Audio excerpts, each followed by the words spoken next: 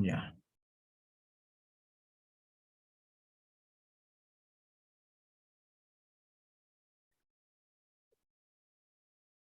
Good evening, everyone. In our second session with Lamah Company. And today we will talk about the firefighting pumping set according to NFPA20.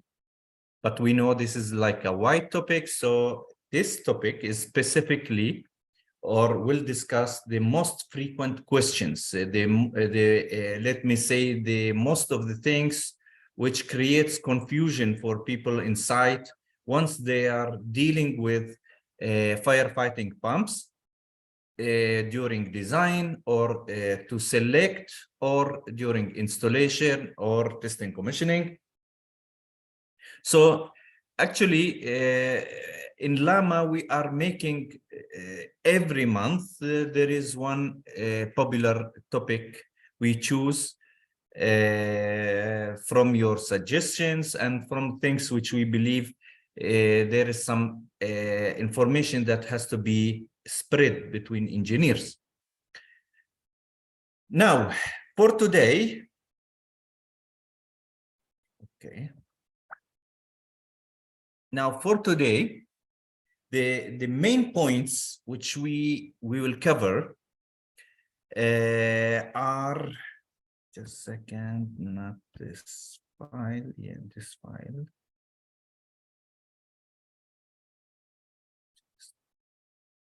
Yeah.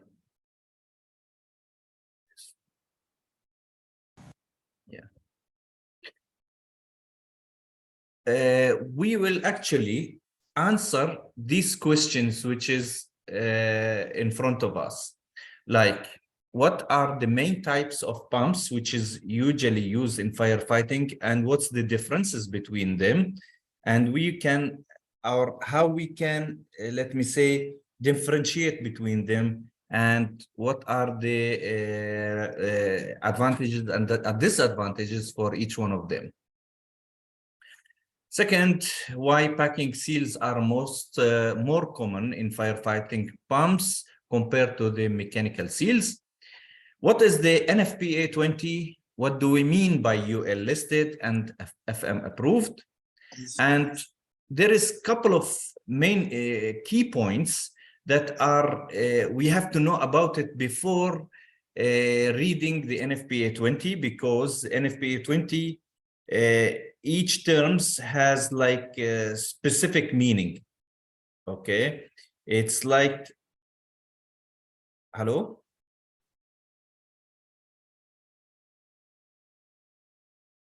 Okay, I didn't share, sorry. Yeah. So again, our main headlines for today is to discuss first the type of pumps that are used in firefighting pumps and to see the advantages, disadvantages for each type of them, and their limitation and differences. We will answer why the packing seal are most used compared to mechanical seal in firefighting, and what is the NFPA20, what's the story behind it, what is UL listed and FM approved, and some key points we need to know that help us how to deal with the sentences, different sentences that is in NFPA20,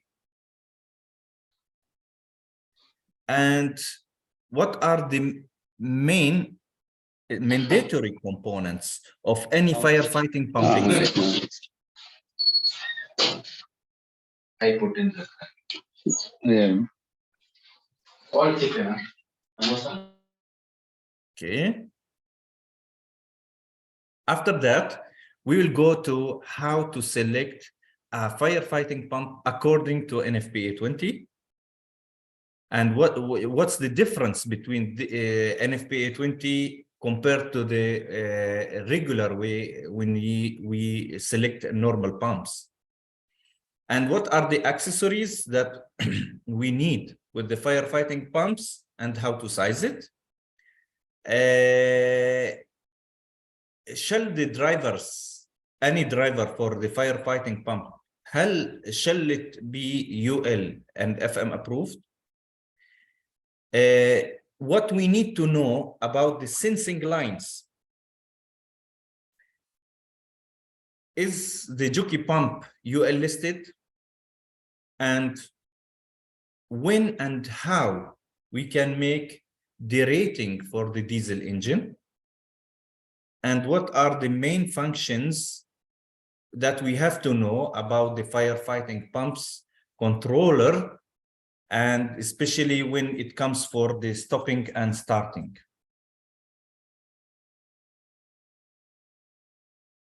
Now, what are the main pumps or type of pumps that we are using in firefighting pumps? First, in this, we can see a couple of types, okay?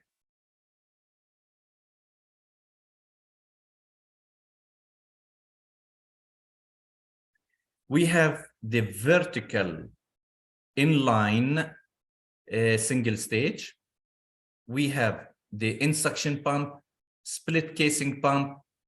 There is the multi-stage, multi-port pump, and we have the vertical turbine pump and vertical multi-stage pumps. These are the major centrifugal pumps that are used for any firefighting system according to the NFPA20. First type, to focus more on it, we have the vertical inline single stage. Now, we describe the pump as a vertical when its shaft is perpendicular to the ground that it lies on it. This is what we consider the pump to be vertical.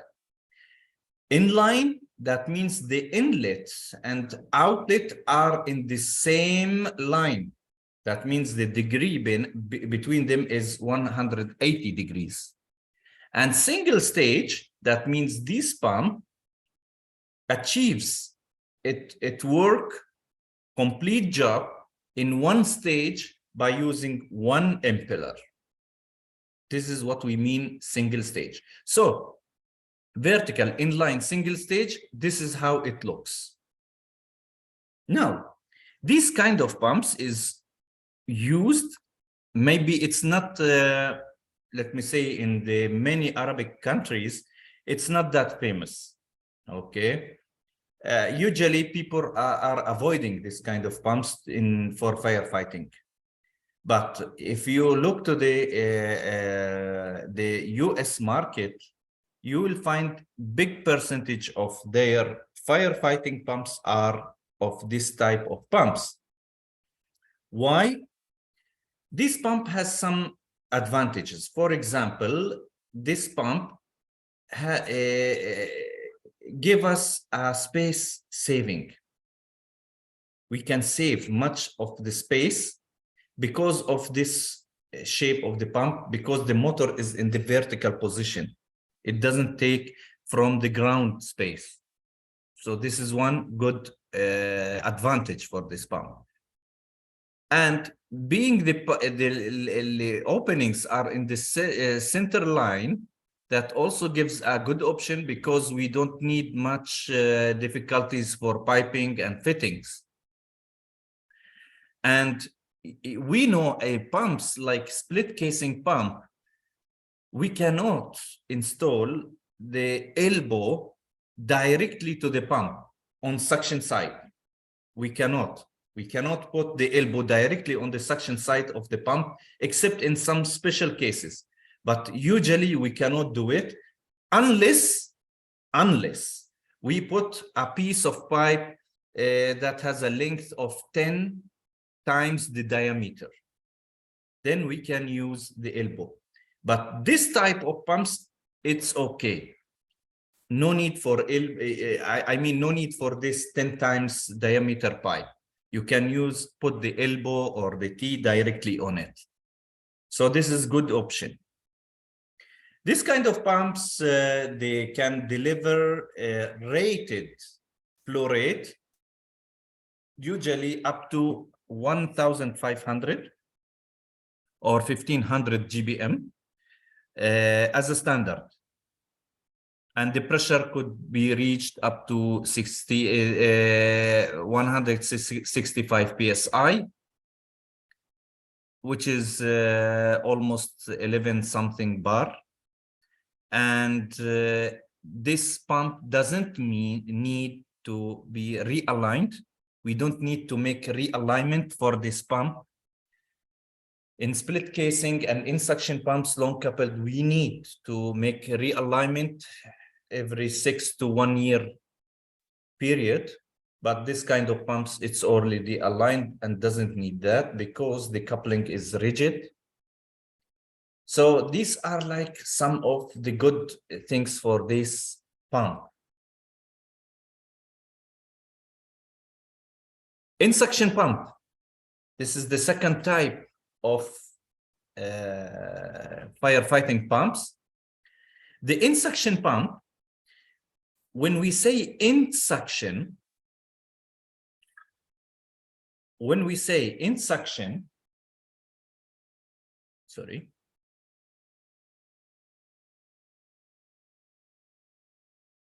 means any pump that the suction opening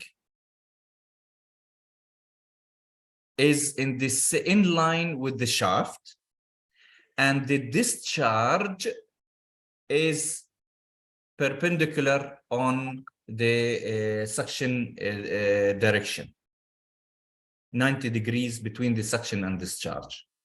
So if there is 90 degrees between suction and discharge and the suction goes with, it's aligned with the shaft, this is what we, then in this situation, we call the pump end suction. Single stage, because there is one impeller, and that means the pump is achieving the whole job in one stage. Generally, these kind of pumps are relatively has lower cost, and they are self-vented. What do we mean by self-vented? Usually, most of the pumps, especially for firefighting, when we say the split casing pump, you need to install an air release valve on the casing to eliminate or to avoid the air pockets inside the pump. But this kind of pumps, the in suction one, because the discharge is in the top, so usually the air goes up, goes with the water, so doesn't need for air release valve. So because it's self-vented, and thanks for the discharge port because it's upward. This kind of pumps also is has some advantage. It's not exclusive for it, but it has it. The rear pull-out design or the back pull-out design, that means the pump is installed with piping like this. So if you disassemble the nuts here, you can pull back the motor with the impeller back without need to dismantle from the pump from the piping. So you can make your maintenance in this way. Now, if you go to NFPA20, you will find this concept, this term, overhang. When they want to refer for in-suction pump, they will say there is centrifugal overhang pump. When they say centrifugal overhang pump, they mean in-suction single-stage pump. Why? How we know? Why they call it overhang? Because this is a different way how to name it, these kind of pumps. But what do we mean by overhang? Actually, if you can see the pump here, this is the shaft, and the impeller is hanging on this edge of the shaft. This is the shaft, and the impeller is hanged on this part of the shaft. This is why they call it overhang. So overhang pumps, they mean the suction pump. Usually these kind of pumps, the flow rate is up to 1,500 GBM, and in some cases it could be also 2,000 GBM. Now, the third type of firefighting pumps, which is the most common in the Arab area, Arab markets, and in many global markets, the split casing pump. One of the main reasons the split casing pump has, let me say, estimated life longer than the in-suction pump. So it's more robust, heavier. So, and also this kind of pumps is very, or let me say, it's hydraulically balanced better than other types of pumps, like what we said before, like it's better than the in-suction, better than the vertical inline as a balance-wise. It's more balanced. Why? The secret is in the design. Now, this pump, this shaft, and the impeller is hanged in the middle. And the impeller has two suction openings in both sides. And the bearing is here and the other one here. So the impeller actually is hanged in the middle of the shaft. It's surrounded by bearings. This is why this kind of pumps, they call it centrifugal pump between bearings. They call it between bearings. And NFPA20, it described this kind of pumps in this term, between bearings. So when you see between bearings in NFPA20, they mean the split casing pump, which you can see here. Now, this type of pumps, because the two faces of the impeller are similar, they have both same suction openings and same discharge faces. So the two faces of the impeller are facing the same distribution of pressure. This, the pressure on some area, on the area, actually creates hydraulic forces. And because the pressure, it's the same from both sides and the area is the same, so the hydraulic forces that are created by this pressure will be, eliminated. The resultant will be eliminated because each side will encounter the effect of the other side. So this makes this pump hydraulically balanced as a thrust. It balances the thrust forces, so we have no problem of it. And this makes the load less and easier for the bearings. And this is also one of the secrets why this pump has longer life. Now, why we call this pump split casing pump? Actually, as you can see, because the pump is designed mainly because the impeller has this double face, two suctions. This is why we have to put it in the middle of the shaft. We cannot put it overhanged. But also, because of that, the casing cannot be one piece. I need one piece like that and a second piece like this. Sorry. Then we will mount between the two faces or two pieces by bolts and nuts. So as you can see, the casing is actually splitted. It is at least two parts. If you can see here the photo here, you can see a lot of nuts in this line. If you remove them, the casing becomes two parts. This upper part and this is the lower part. So you can take off the upper part and you can see all the internal parts, and then you can change the impeller, you can change the sealing, you can do many things, your maintenance work easily. Okay, so why we call it split casing? Because as you can see, this casing could be splitted into many pieces. This is why we call it split casing pump. And why we made the split casing pump? Because the impeller is between bearings. It's almost in the middle place of the shaft. Now, split casing pump, because of its design, it makes things easier for us for maintenance, because simply just remove the upper cover, then you don't need to remove a pump from the piping. You can simply do all your maintenance and without dismantling from pipes. Okay.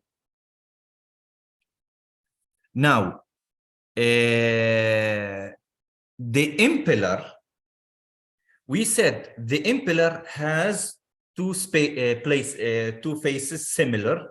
That means the impeller from the first face, this is the suction opening, but also in the back side, it also has suction opening. So it sucks from both sides. So this is why we call the impeller in split casing pump by double suction impeller. Double suction means it has two inlets, not only one inlet like the major pumps in the world. This is why we call it double suction impeller. And this double suction impeller, it's something unique for this kind of pumps. And because it's double suction, that means two faces are similar. So the pressure distribution on this impeller in both sides will be the same. So the impeller becomes hydraulically balanced. It will not create thrust on any bearings. This kind of pumps has longer life. By the way, in some estimations, the estimated life for this pump could be 22 to 30 years because it's robust. This kind of pumps, you can easily go to higher capacities. You can reach 5,000 GBM as a standard. And pressure also, you can have up to 640 PSI. This pump, this type of pumps could be counterwise or clockwise or counterclockwise the direction of rotation for the impeller. But now it doesn't mean we will change the rotation of the motor. But the rotation of the motor will be the same. But I mean, the pump itself, we can make repositioning for the shaft and the impeller in a way that you can then flip the pump. So if your motor was in the right side, I can make some changes in the pump so the motor becomes in the left side. Okay, so that gives you like the option to change the position of the pump in the pump room. So this is something unique for this pump. And as we said before, this kind of pumps, you cannot put the elbow or T directly on the suction side of it, a suction port. There has to be piece of pipe at least 10 times the diameter. There is some exceptions here in some circumstances. This could be discussed in other days, but we have to say this is like in general. The fourth type of pumps, which is the vertical turbine pumps. In NFPA20, it is forbidden, it is not allowed to have negative suction. Okay, it's not allowed to have negative suction.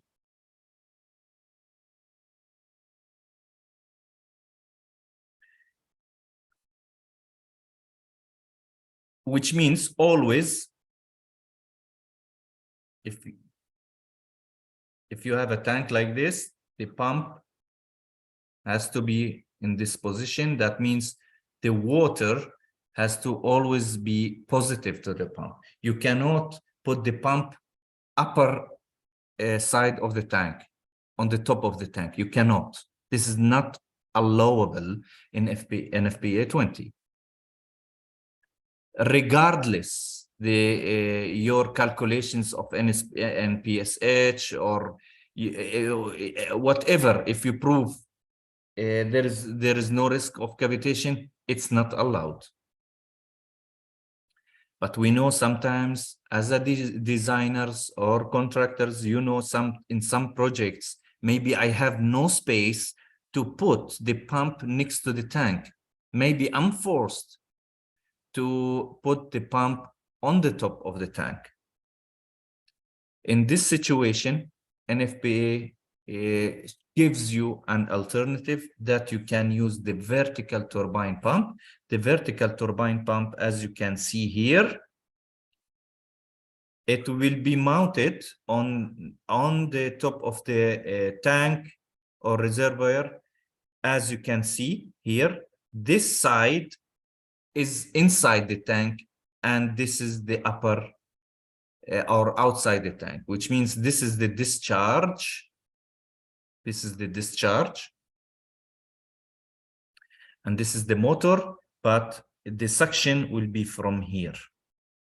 So that means in this situation, the pump become positive suction because the pumps is now submerged. I mean, the bowl of the pump, the bowl is now submerged in the pump, in the water.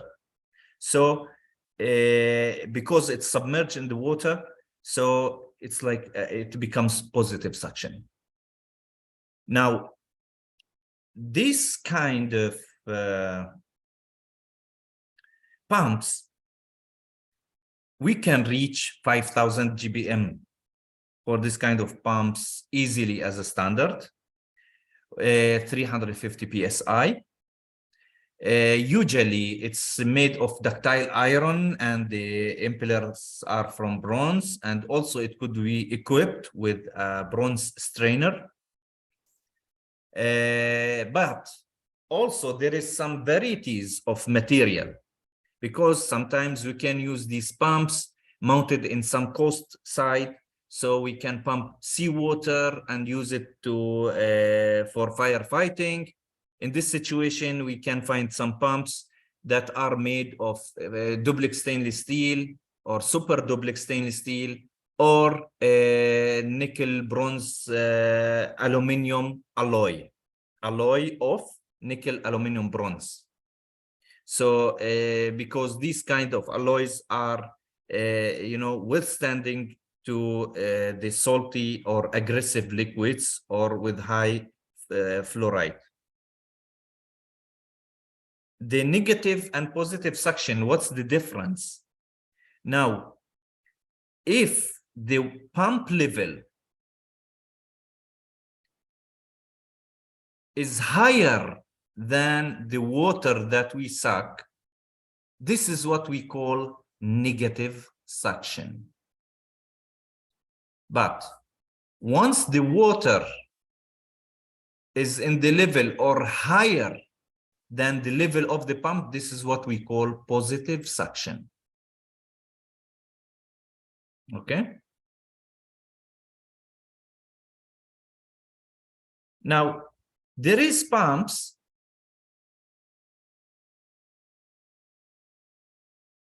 I haven't seen it, frankly, in Saudi or in Jordan or for Iraq market.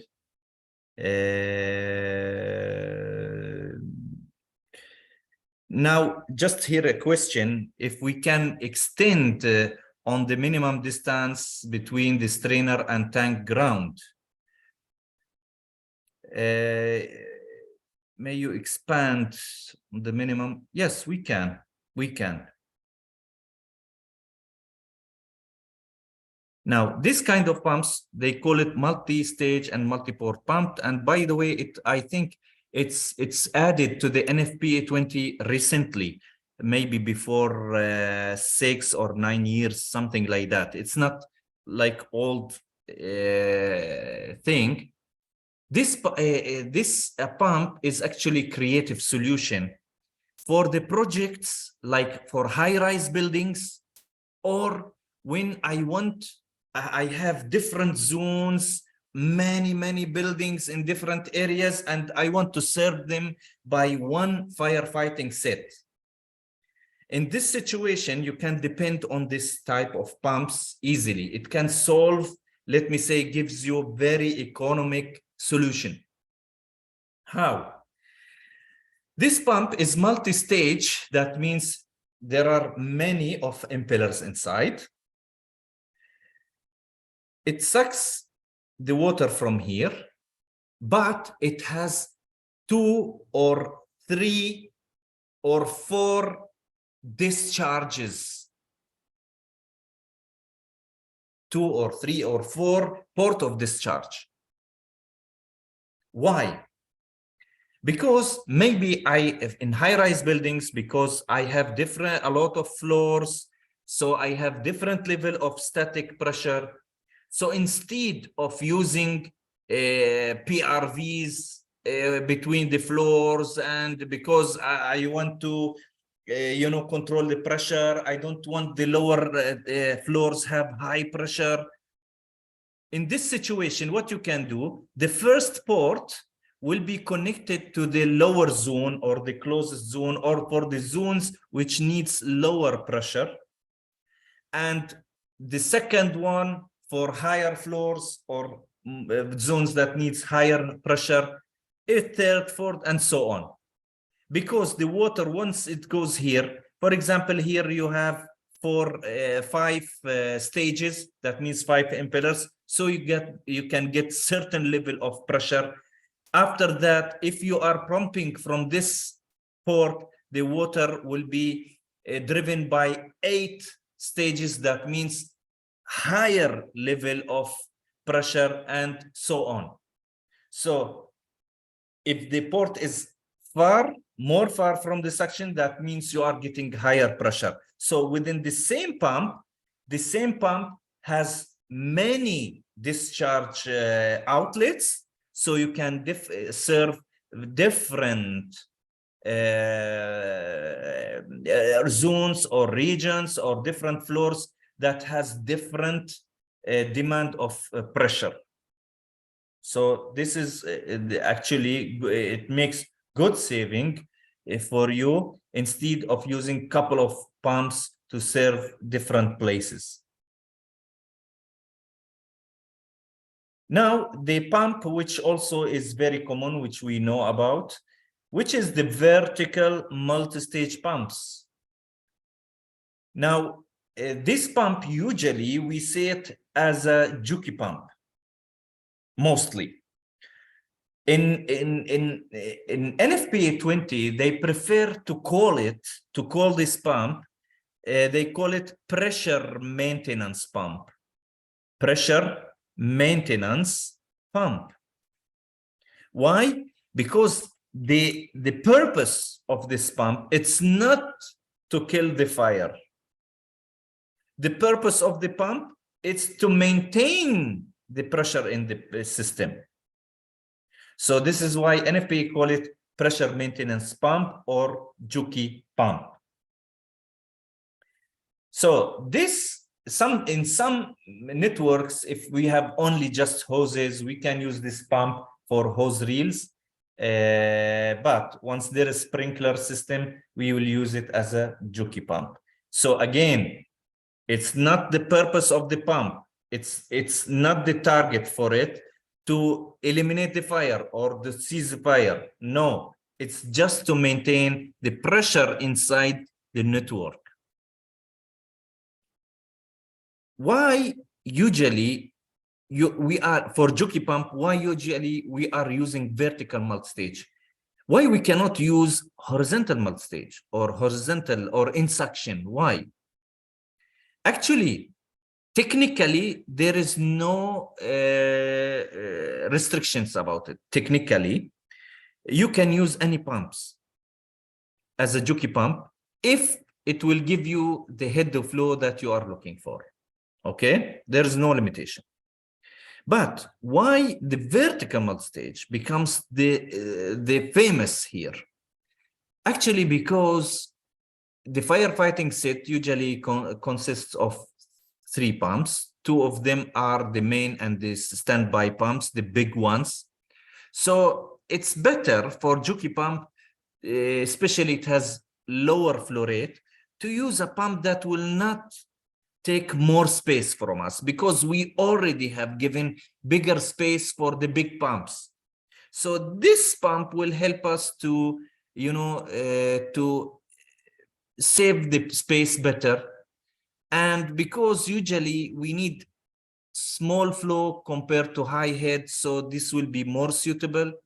And also the vertical pump usually is more stable. I mean, like less vibration and less noise than the similar of horizontal ones. So this is why the vertical multi-stage becomes more popular as a Juki pump compared to other types of pumps.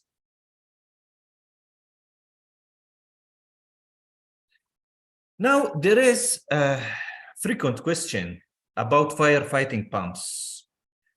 Why we are depending on packing, using the packing and gland instead of mechanical seals. Especially, we feel like the mechanical seal is more modern, is more popular. It's the most thing which we use in water pumps. Why for firefighting we are going with the old style sealing, which is the packing? Actually, it's there is no, let me say, it's not a matter of cost. It's not a matter of moda. Usually, we select the things which is more suitable for our target. Now, the target of a fire pump is to seize the fire, okay? We want to stop the fire. So we want to make sure always the pump is ready and standby to do its job once there is a fire.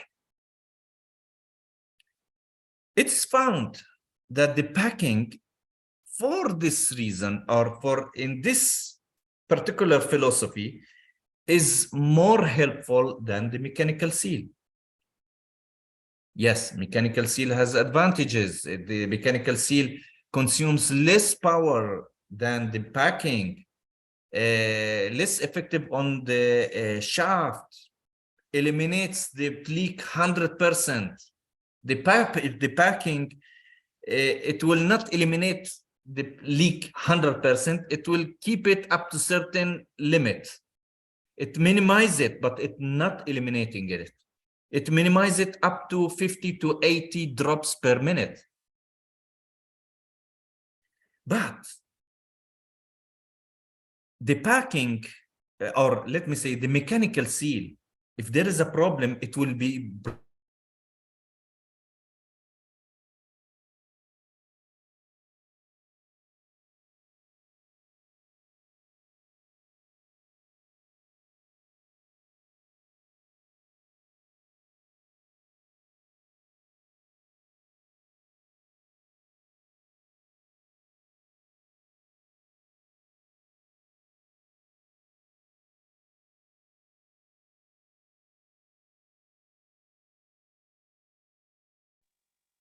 Hey,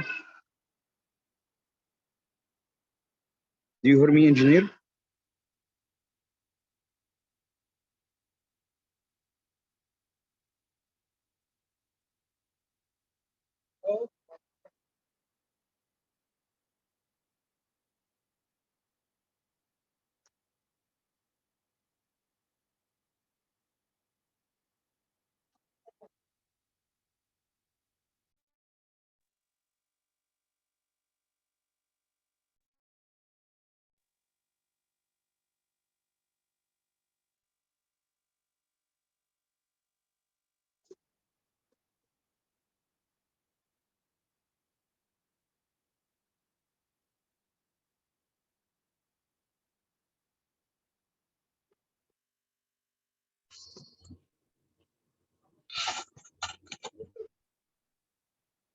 I think there is something wrong.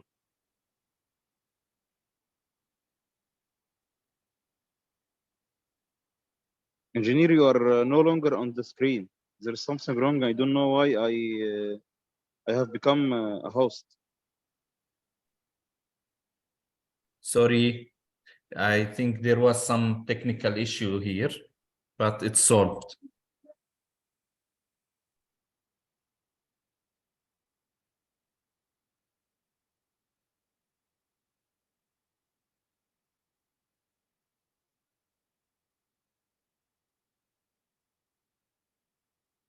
Okay.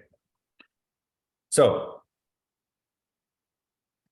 the mechanical seal, as we said, it has some good advantages, but at the end, if something happened, it will break.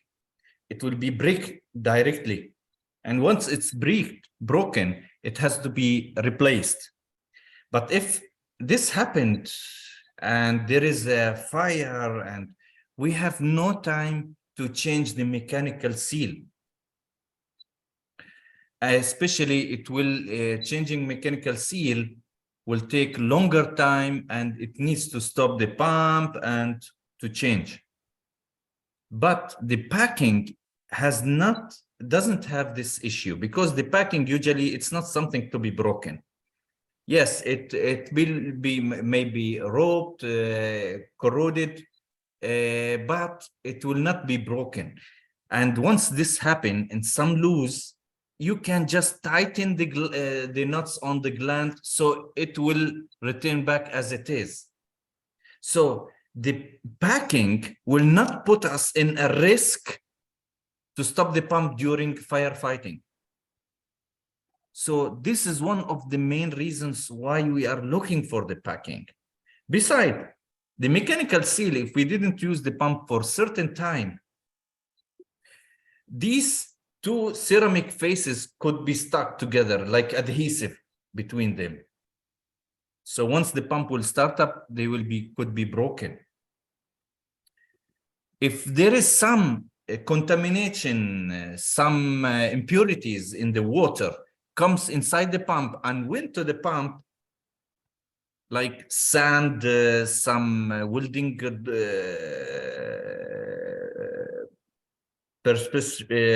drops, this will damage the mechanical seal immediately, but the packing will not be much affected by this. It has tolerance. So these things which I described about the packing, we found it more suitable for the mission of this pump, which is the firefighting, which is the security, which is saving lives. By the way, usually in all pumps, we care about the pump and to protect it from damage. But in firefighting pumps, the priority number one is saving lives. not saving pumps.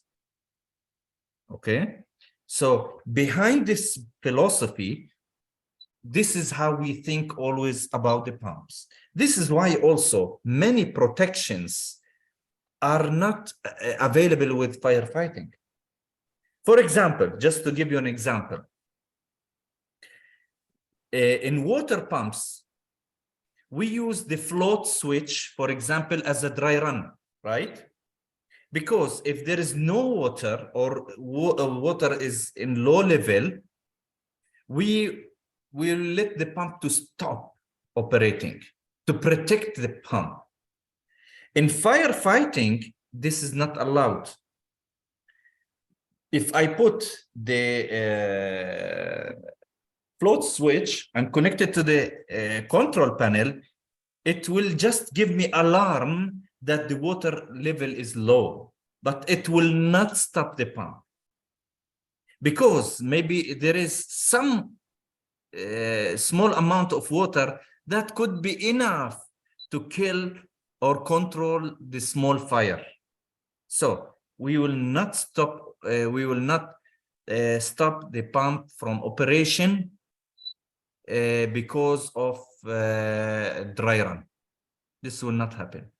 But this is only in firefighting pumps. Why? Because again, our main goal is to protect lives, and lives becomes first, not the pump.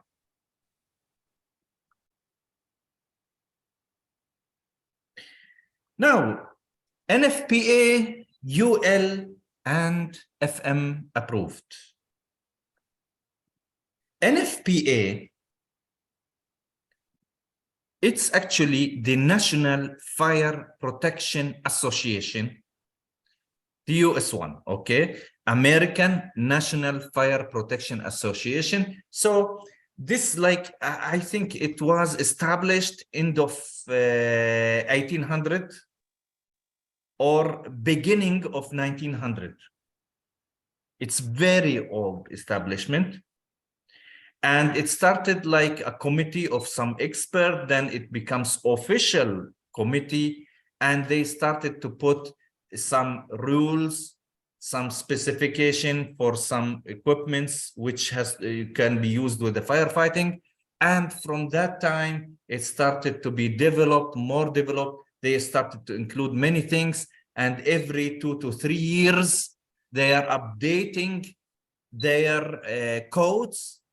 Why? Because they are getting feedback from for the cases when there is a fire happened, any risk, they found a new one, how to avoid it, how to increase the protection, and also there is development in technologies, so they like to adapt it always in their code. So you can imagine NFPA, they created a standard which has a cumulative of experience and knowledge for more than 100 years.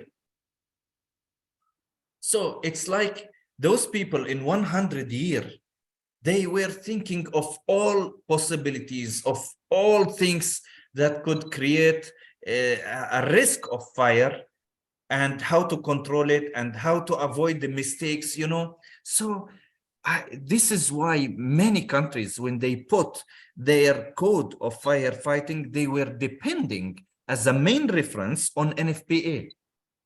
Because why you need to reinvent the wheel? If it's invented, no need to reinvent again. So now, NFPA, they made a couple of boxes. Each book is dealing with certain topic of firefighting. Now, as a peoples of pumps, we are more concerned of NFPA20, which means this is the book number 20. The book number 20 of NFPA is related to firefighting pumps and their drivers, their controllers, accessories, and also give us how the performance should be and the installation, okay, of the pumps. So this is the scope of NFPA20. If I can describe it in different way, the NFPA20 focuses from the water inlet in the suction side to the pump to the discharge valve of the pump. Let me say this is like the scope of NFPA20. Now, there are many factories who are producing firefighting pumps complies with NFPA20. There is. But if a factory told you,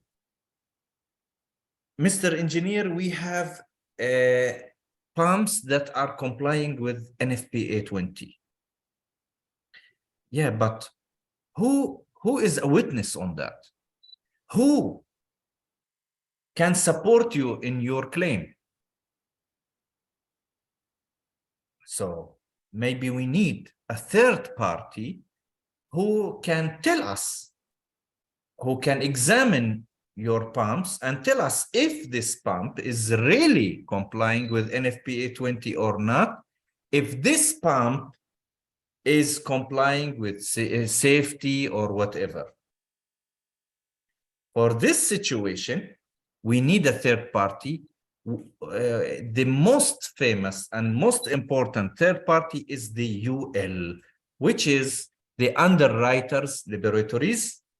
Those are third party laboratories. They are located in 64. They have 64 laboratories in, and they are serving around 98 countries.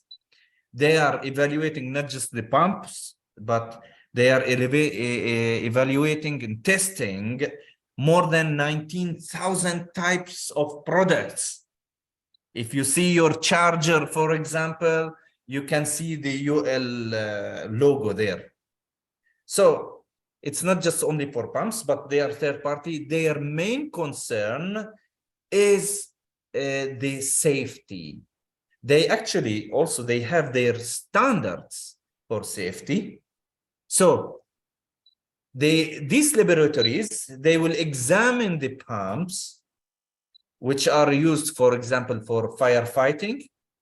And depending on that, depending also on their standards, they can tell you if this pump follows the safety standards that are made by UL, and if they are reliable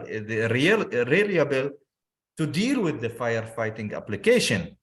So it's like a third party who can be witness for us on the manufacturer.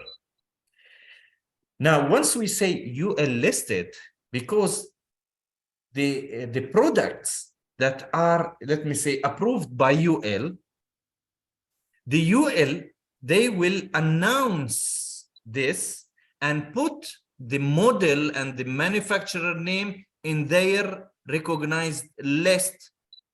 If you go to their website, you can find all the products listed there. These listed products means they are recognized and approved by UL. So this is what we mean when we say UL listed.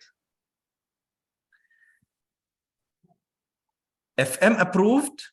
FM, it's another different third party.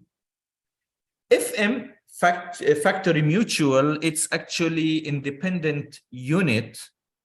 It's like a private company, and it's made by the American assurance companies. Their main focus is about, when they test the products, they are actually not just testing the products, but also they care about the factory how they are producing these products. They want to make sure that these products will really withstand with the risk that could be faced, which means they want to make sure that these products, pumps, for example, will be, you can rely on it for firefighting. FM only focuses on fire and the hazards, high risk hazards, okay? This is their main focus. So also FM, they have their own regulations and standards. They like to comply with it in the product which has to be tested, and they are very strict, by the way, more than UL and NFPA, but also they can make sure they follow the NFPA, but they have also more restrictions. So to make sure that this product or pump really will be doing its right job during firefighting. So now, this is when we say there is a firefighting pump FMUL, that means FM approved this pump, and UL also recognize it and list it in their approved list. So it's like two different parties have done the test, and that means also that gives you more trust in the product which has these both certificates. Okay. There is a question like, is there expiration after the pumps have been UL listed or FM approved? Yes, of course, because the factories usually they have to renew the certificates. I think it's a yearly basis. They have to renew it. But that doesn't mean it will be removed immediately after 1 year from the site. It's not like that. The number will stay as it is, but it has to be checked yearly basis by these laboratories with the factories. So if these laboratories found any difference, any problem, they will remove the pump from the list. Now, is the pump or the product has to be UL listed or FM approved? Is it okay?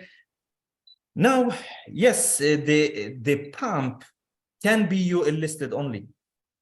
You can have firefighting pump UL listed only. And you can have FM UL list. Okay? FM approved, UL listed. So UL or FMUL. These are the things which you have. As a pumps, I'm saying. But sometimes there is like flow meter. There are many flow meters. They are FM approved, but not necessarily UL listed. Now, just to give you an idea, an NFPA20, they didn't say your pump must be UL listed or FM approved. They didn't say that. They said the pump has to be listed. And listed, that means tested and approved by a third party. This third party could be UL, could be FM, could be LPCB, could be many. Okay, so NFPA20 insists this pump to be approved and tested by a third party, but not necessarily one of these. But because FM and UL, actually they got the trust of the majority in the world, so the factories, they prefer to deal with it, with these two laboratories. But you can have a UL listed pump firefighting pump, and being UL listed is enough to be complying with NFPA20. But if you have FM approved, that gives you higher trust in the pump, because FM, they are not just monitoring on the product, but also in the production line and on the factory, you know?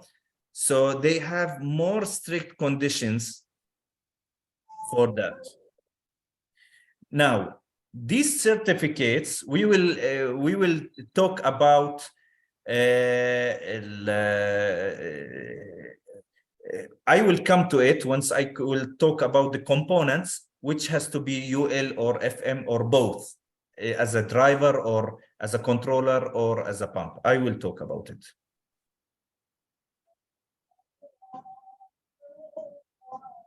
Now, by the way, I have to say something here. Now, there is a good question here from Danielo. Do we need to require from the manufacturer updated UL listed and FM approved registration or whatever? You don't need, actually. Why? Because you can open, go to the website of UL or FM and look to the manufacturer and the pump model. If you found it there, that means it is listed and approved or FM approved or whatever. It depends on the site. But you don't need for these documents from the supplier or manufacturer. You don't need. Simply, you can ask him to make things shorter for you or faster. Tell him, give me the certificate number. So you can search by certificate on the website of UL and FM to make it faster for you. But you don't need to get a copy of it.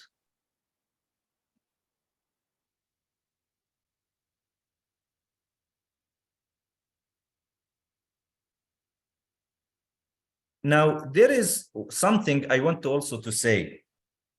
UL and FM, they are not a quality certificates, okay? Because you can have product X and product Y, both of them are FMUL, but that doesn't mean they have the same level of quality. Equality, it's a different question now, okay? That doesn't mean they have the same level of quality. FM and UL, they look how this product is appropriate for the function, how can be reliable to do the job. But that doesn't mean this pump has longer life or no.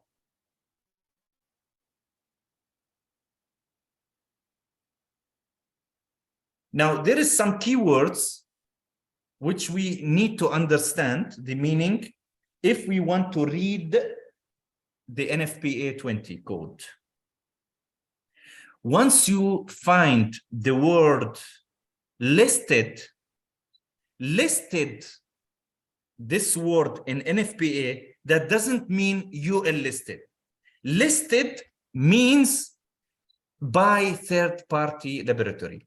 It means like approved by a third party, but not necessarily UL, okay?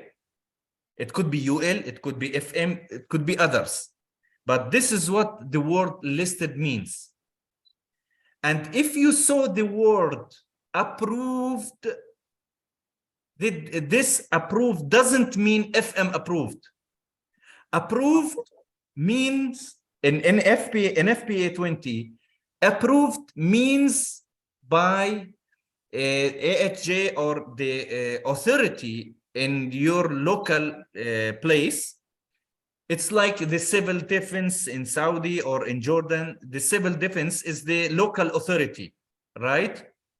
So once they say make sure X has to be approved, they mean that please check if the civil defense in your country approves that. It's not UL or FM, okay? So this is first. Second key, very important. Once NFPA20 uses shall means mandatory. Once they say in NFPA, you shall do this, this is mandatory. It's a must. You have to do it. But if they used should, it's a recommendation, advice, which means if you didn't follow it, you didn't make a crime. They will not be upset. So should, it's just a recommendation, but shall, it's a mandatory. Now, for any firefighting pumping set,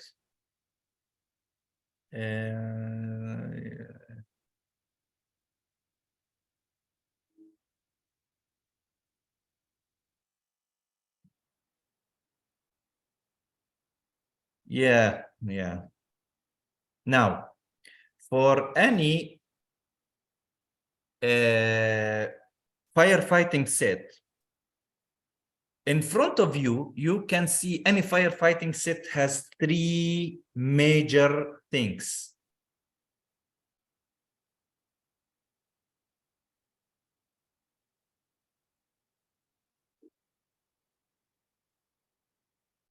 First one, second one,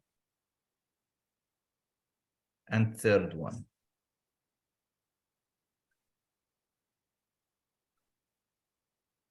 Now, the typical firefighting set.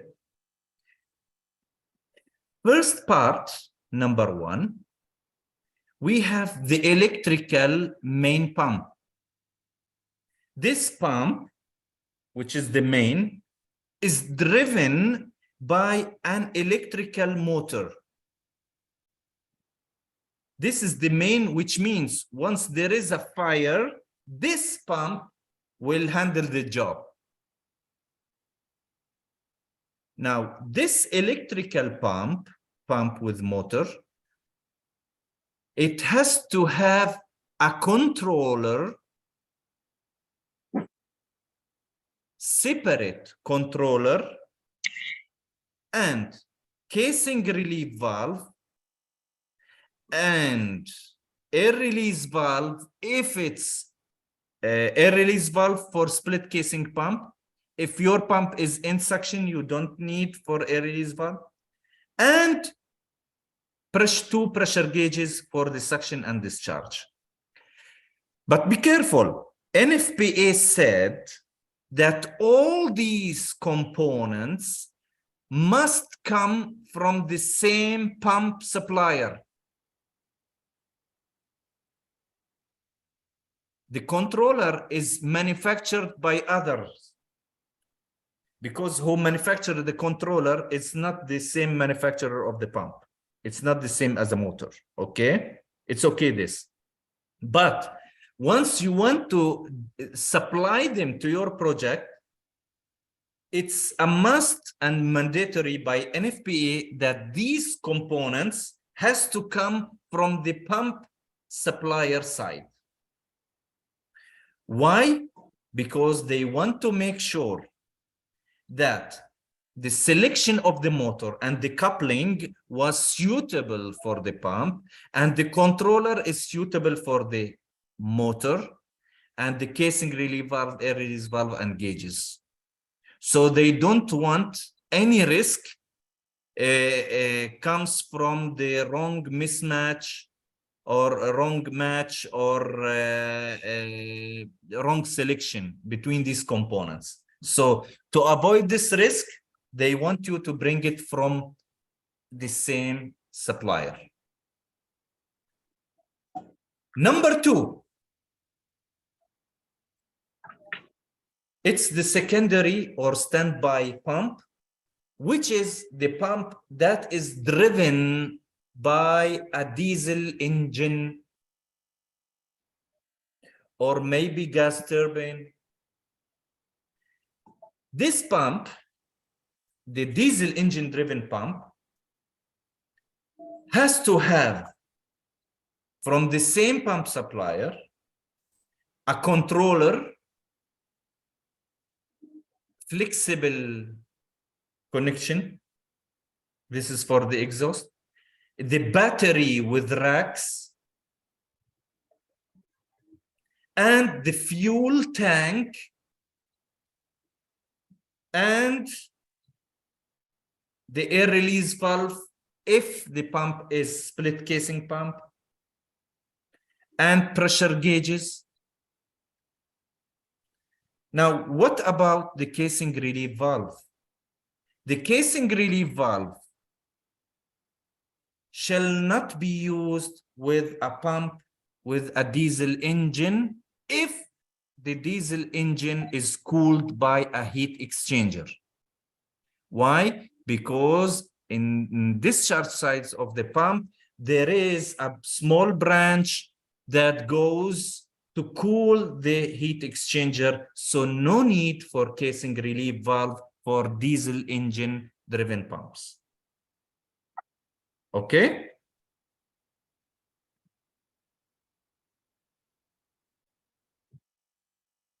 Yeah, I will answer this for. Now, number 3,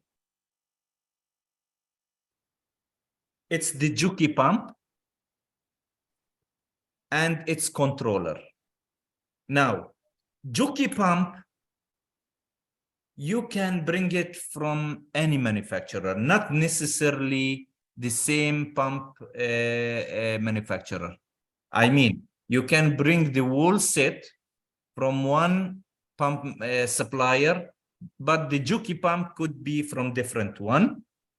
And the Juki pump, it's shall not be required to be listed at all. Again, because the Juki pump comes to maintain the pressure, not to cease the fire.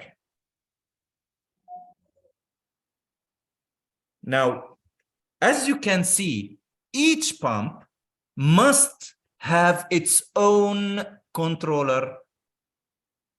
This is NFPA20 what says. Now, sometimes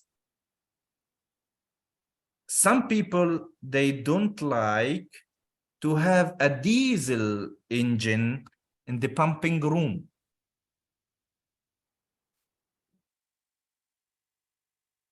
We can tell them, okay, you can use 2 electrical pumps, main and standby and Juki. So you have 2 electrical pumps and no need for diesel engine pump. But under one condition, NFPA says that always you have to have 2 different power supplies. You have to have 2 different power supplies. When we had electric diesel Juki, the electrical, okay, we have electricity supply, power supply, and we have chemical power supply, which is the diesel. But now you have electrical, so you need 2 different sources of electricity. First source, it's the electricity of your building itself, which comes from the government, which you pay bills for it. And the second pump also will take, the second source has to be different. It could be from different building, or it could be from a diesel generator. If you have a diesel generator and the load of the pump is recognized or included in our calculations for estimating the generator side, then you can use 2 electrical pumps, because you have now 2 different sources of electricity, the building and the generator. Okay?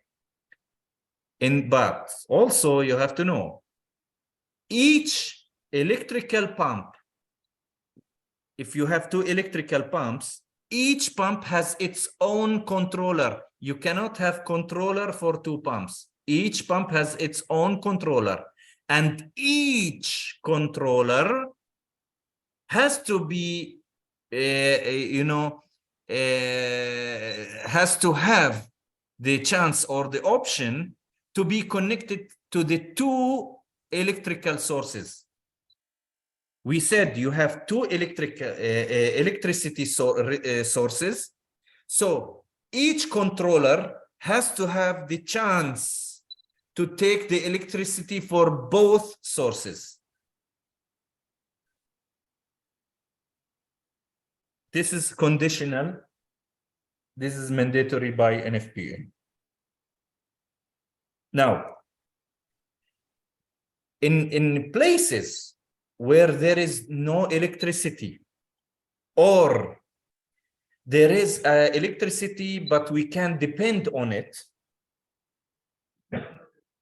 and we consider the electricity source reliable, or let me say it's not considered as a reliable source, if the power cut is more than 10 hours per week.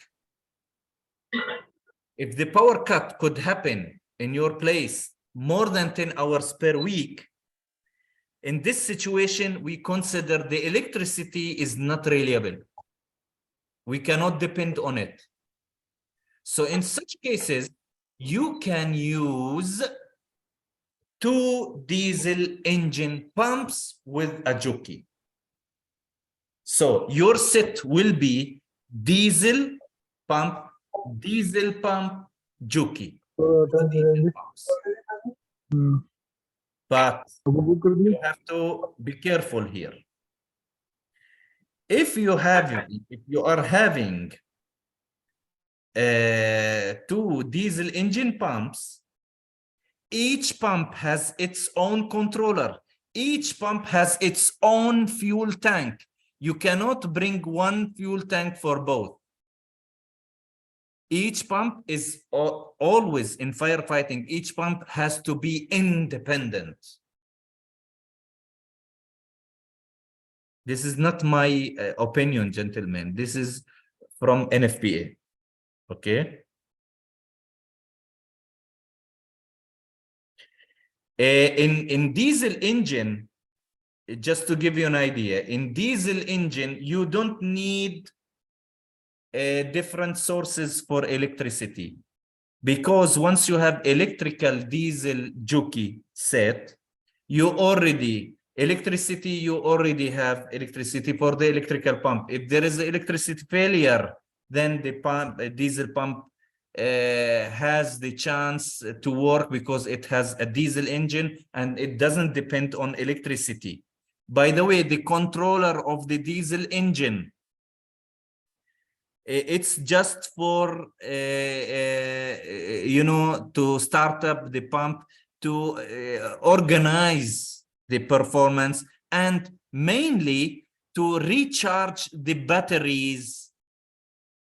The controller for diesel engine, it's not like the controller for the electrical motor, gentlemen. Once we put power supply there, it's just only to recharge the batteries. So just to give you an idea about it. Okay.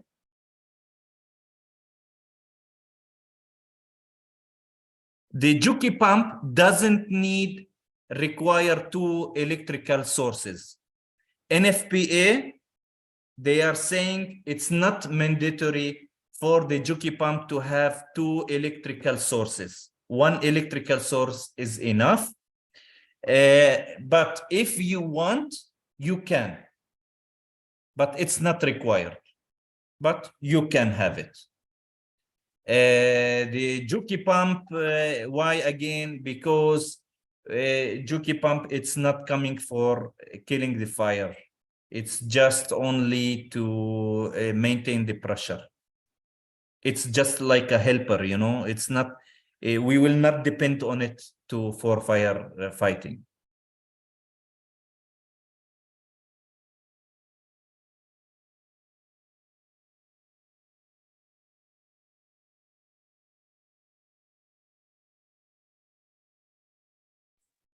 Yes, but I mean during the non-reliable power source, and we have two diesel generators, diesel pumps, and the jockey pump is working on the non-reliable power source. Is it possible?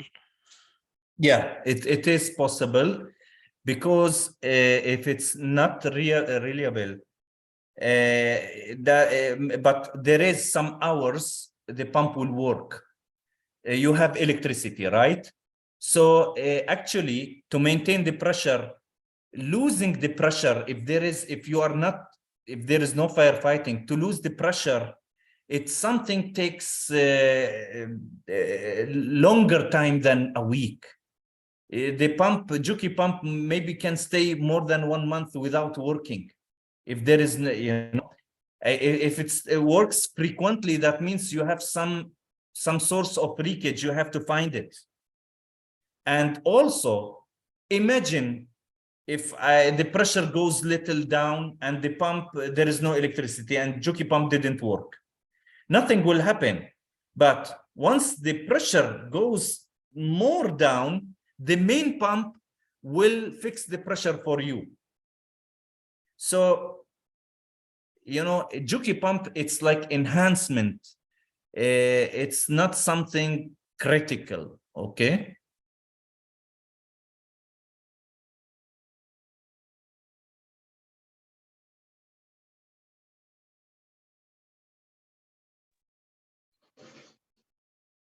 Now, let us come for a very important topic, how to select a firefighting pump according to NFPA20. Now, technical-wise, it's not different than the scientific way which we use for any pump. But the difference is NFPA20, they want to eliminate, okay, the mistakes in firefighting pump selection. They want the people to avoid the common mistakes. So they try to standardize the way of selection. Okay. So they make it simpler and more precise. How? First, each firefighting pump has always a nominal or rated flow rate. Each pump has to have a rated flow rate. This rated flow rate is also already listed in NFPA, like 250, 300, 400, 500, 750, 1000, 1250, 1500, 2000, 2500, and so on, up to 5000. So there is like specific flow rates that the pump has to belong to one of them. Okay. Number one. Number two, NFPA 20. They didn't accept any pump to be used for firefighting applications. There is some conditions for that. What are the conditions that are used or recognized by NFPA and, by the way, also by UL? Their main goal is always the pump that will be used for firefighting pump has to have a flat curve, not steep. But also, when I will say the pump curve is flat or not? Is it flat enough or flat partially or no. We will not keep these things for description. They made a like numerical definition for the accepted curve for firefighting. What is it? It's like this. Look to me to the left side of this diagram. They said once you have a pump with a rated capacity, for example, your pump has to have, as we said, one of the rated capacity which is recognized or listed in NFPA, like 1000 or 750 or 1500, whatever. This rated capacity, which you want, the rated capacity means rated flow rate. This rated is always the 100% of the pump. Okay, this is the 100. If you say you have a pump 1000 GBM, that means its 100% flow rate is 1000 GBM. Okay, now look to the conditions which they put. They said condition number 1,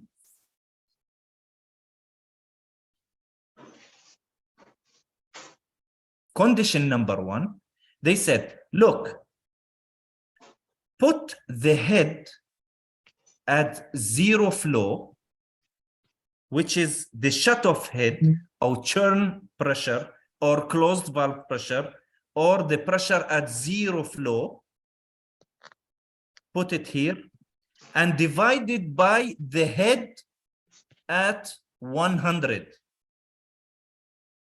like 100%. Like, for example, if your rated flow rate is 1000, so they say, okay, put the 100 at 0 flow divided by the head at 1000 GBM. Okay.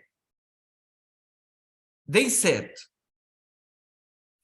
if the product is higher than 140%, if it is higher than 140%, that means you are not complying. That means your curve is not flat. That means your curve is not acceptable for firefighting applications. Okay, but if our pump got a result of 140 or less, then you are acceptable as a first condition, and to be approved, you have to also consider the second condition. So it's like, if you are okay with the condition number 1, you are 140% or less, okay, come with us to the second stage. Let us check the second condition. The second condition, they said, the head at 150%, which means now our 100, if it's 1000, 150 will be 1500. Here, go up and check the head. This head at 150% divided by the head of 100%.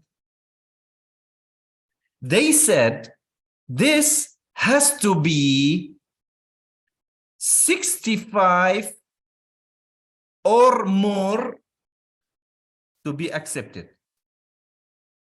You have to be higher or equal to 65%. If you are less than 65%, your pump is not acceptable for firefighting application, even if you succeeded in the condition number 1. So these are the two conditions: head and zero flow divided by the head at 100, or the rated capacity has to be 140 and less.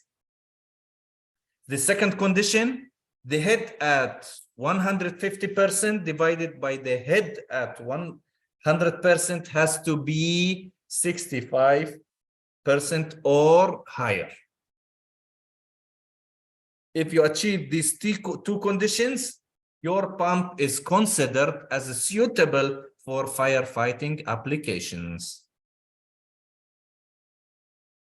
No, the rated capacity, gentlemen, it's not the duty point necessarily, okay? The rated capacity, this is not who the users will not decide the rated capacity of the pump. Who will decide the rated capacity of the pump is the manufacturer and the third-party laboratory. Okay? But for us,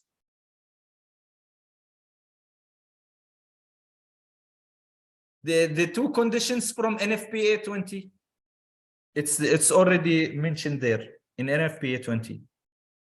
Now, let us see how we can select a firefighting pump according to NFPA20. Now, if we told you, for example, if we told you we need our firefighting pump, we are looking for 1000 GPM at 100 PSI.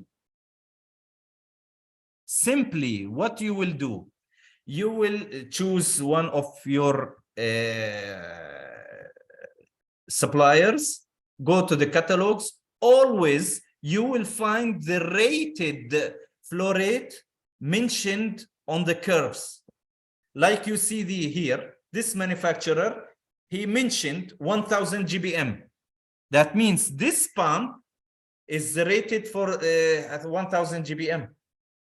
By the way, sometimes the same pump, the same model could have many rated flow rates.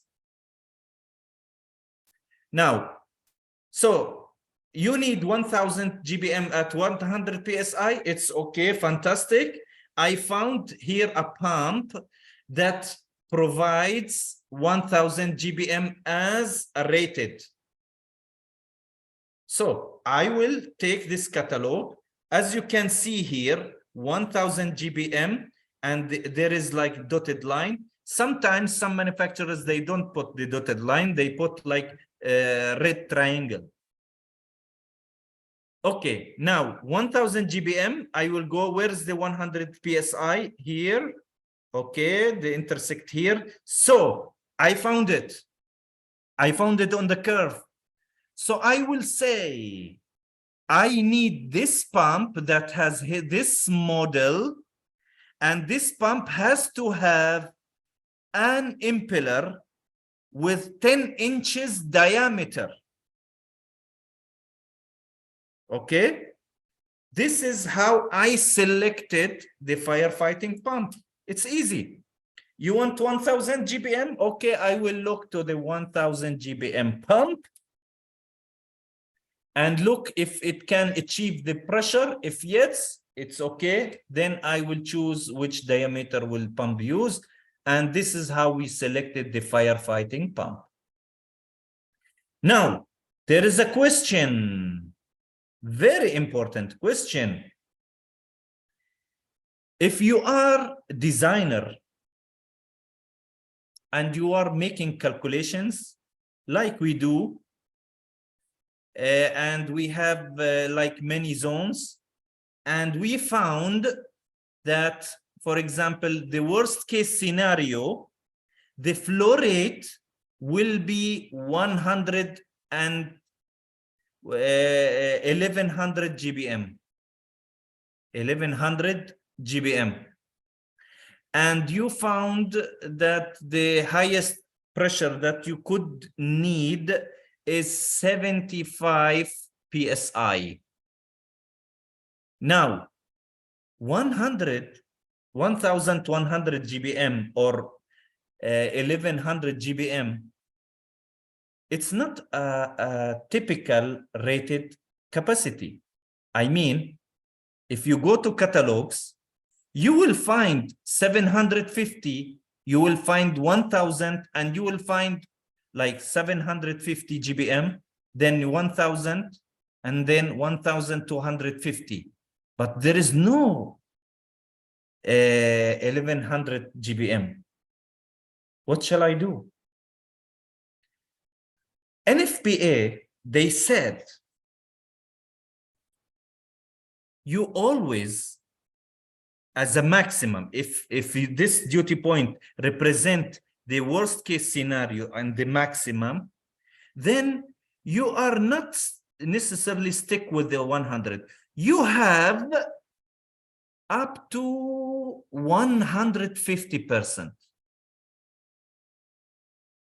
Okay, let us clarify more. That means in our case, 1,500, 1,100, I will see this pump 1,000. Go, this is 1,000. Where is the 1,100? It's almost somewhere here. Go to the top. Where's the 75? Here. So this is my duty point.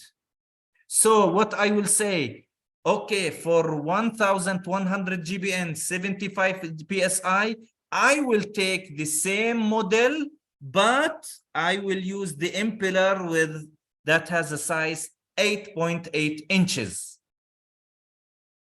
So this is how I selected for 1,100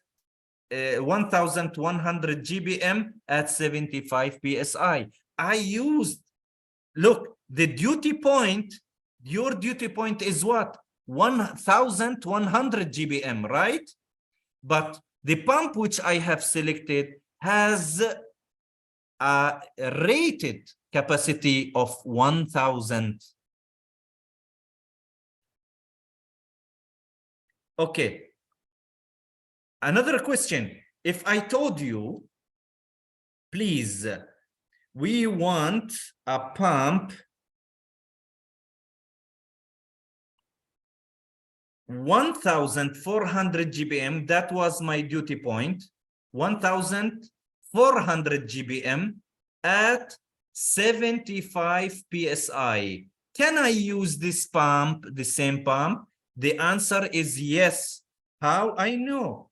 Because simply it will be here almost. This is the 1,400. Go to the top up to 75. It's here. So I will say I will use the same pump, but I will use the impeller that has a size 9.4 inches. So yes, I can use this pump. So as you can see, 1,400 GBM, I use it. I selected a pump that has a rated capacity of what? 1,000. Why? Because I have to up to 150%. Now, just to give you the full story, NFPA, they said, you always have a limitation. You have from 90% up to 150%. Your duty point, the worst case that you have calculated, has to fall within this range from 90% up to 150%. You are not allowed to have a duty point outside the 150%, and you cannot have it below 90%. There is an advice from NFPA. They said as advice, as a recommendation, please don't go above 140%. Like advice, but if you have to, you can, but it's advised not to pass the 140.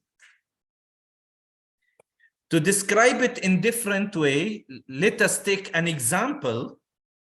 If you made your calculations and you found that you need your duty point, which represents the maximum scenario, if it was 850 GBM at 80 PSI. We know there is no pump in the world has a rated capacity 850 GBM. I know there is 1000 and there is 750. Which one I have to select? Unfortunately, the majority of people, they will say, okay, be more safe and take the 1000. This is not correct, gentlemen. Why? As we said, your maximum scenario, the duty point has to fall in the range between 90% up to 140%, up to 150%. This is the range. Now, that means this pump, which has 1000 GPM, the minimum could be, if you multiply it by 90%, you have up to 900 GBM. So it's not recommended because I want 850 GBM, which is less than 900. So it's not recommended to go with the 1000 GBM.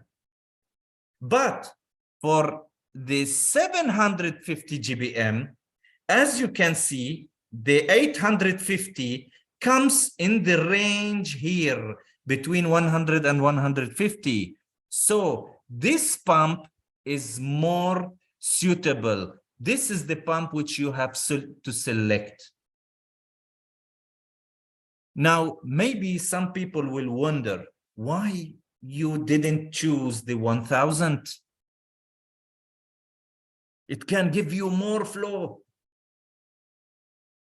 Gentlemen, more than 90% of the fire issues that is happening in the world is seized by one or two sprinklers. Most of the fires, when happens, needs one or two sprinklers to kill that fire. So if you are operating only one or two sprinklers, this is very low flow. So it's like in most of the cases, you will operate the pump in this area. So if it's 100, that means it's almost here, but 100 at least for the pump here is closer. It's more far from the zero flow. So again, this is why it's preferred not to go with 1000. In such case, go with the 750. Why? Because most of the time we are using partial load, and your calculation is based on the maximum scenario, which is very, very rare to happen. Now, best efficiency point, it's not the rated capacity. Just to, if you can see the, for example, in this pump, the best efficiency point for the highest curve is here. This is the best efficiency point for the pump. but the rated capacity is here. It's here. So as you can see, the best efficiency, actually, usually it's at the beginning of the last third of the curve. But the rated, it's almost in near to the middle.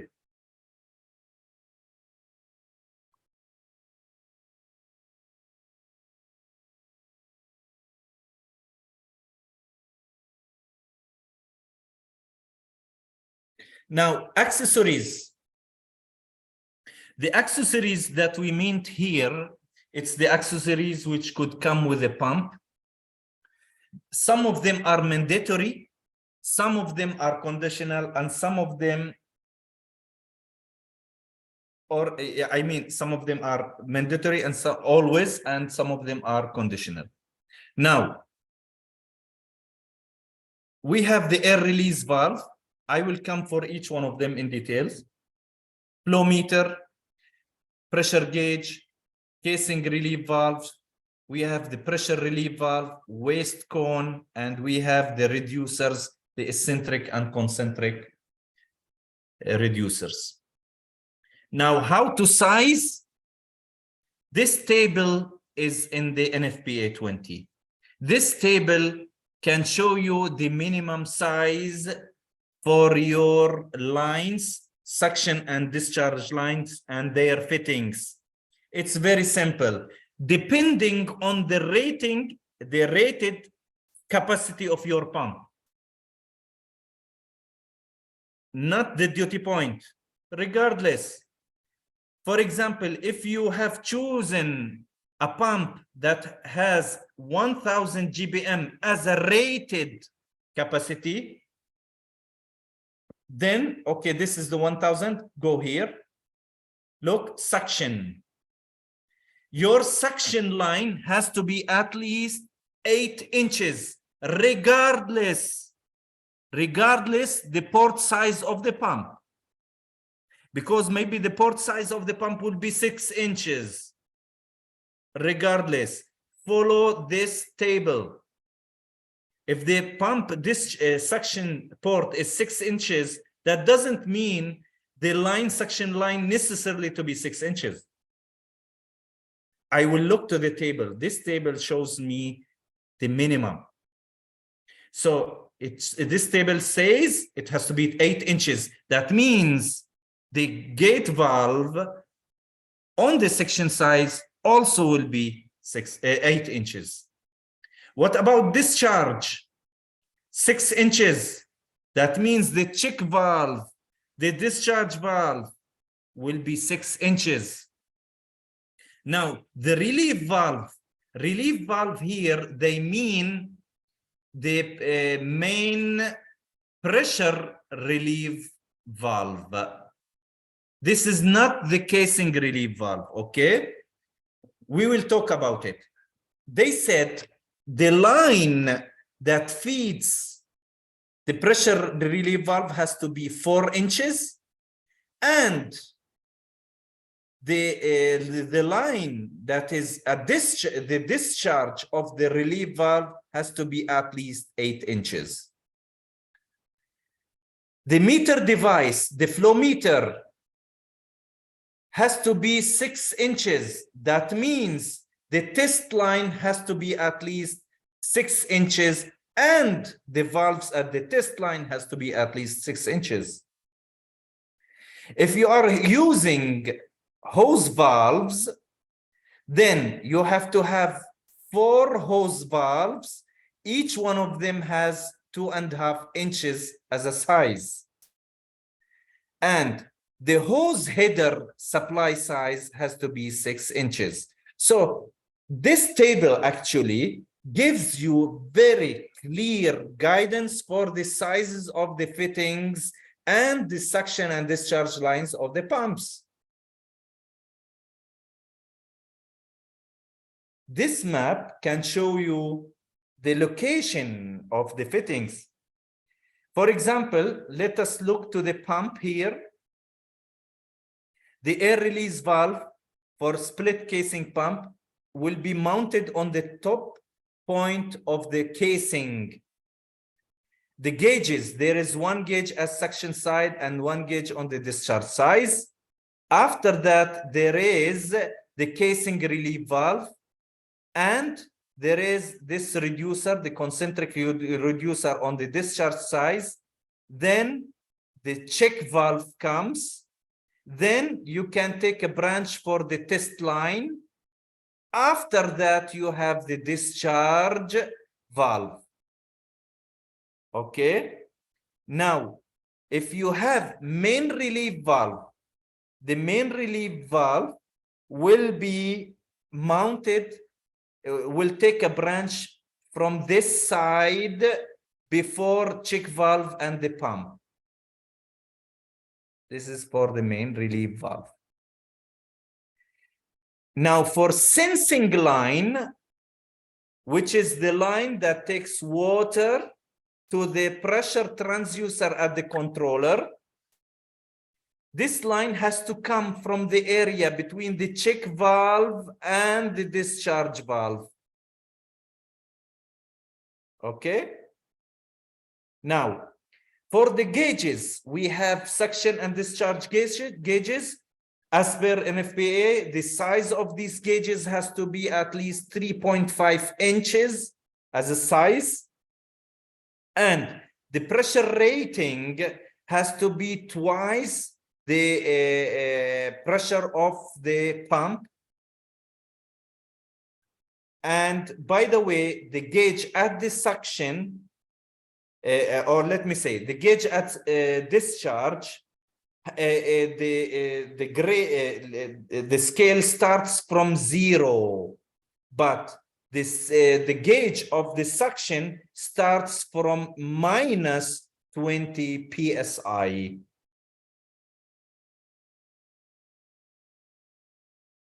Air release valve, as we said, we mounted on the top point of the casing of the pump, especially when we talk about split casing pump. Why? Because we want the air which could come inside the pump. We don't want to stuck it inside. We don't want any air pockets. It has to be relieved to out. Now, for vertical turbine pumps, we are using the air release valve. Okay, but it is on the discharge of the pump. Okay, now the air release valve with the vertical turbine pumps, actually there is no air to evacuate from the pump. Okay, but why we are using? Because once the pump starts, there is some air we wanted to go out from here. But also, once the pump stops,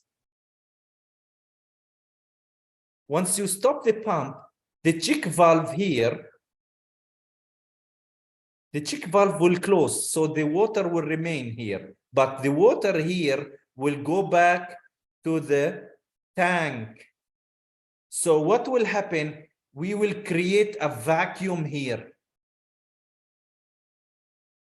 This vacuum is a problem because once you want the pump to start again, the flow will come. So this vacuum will create a big problem for the area here, for the material, and big noise.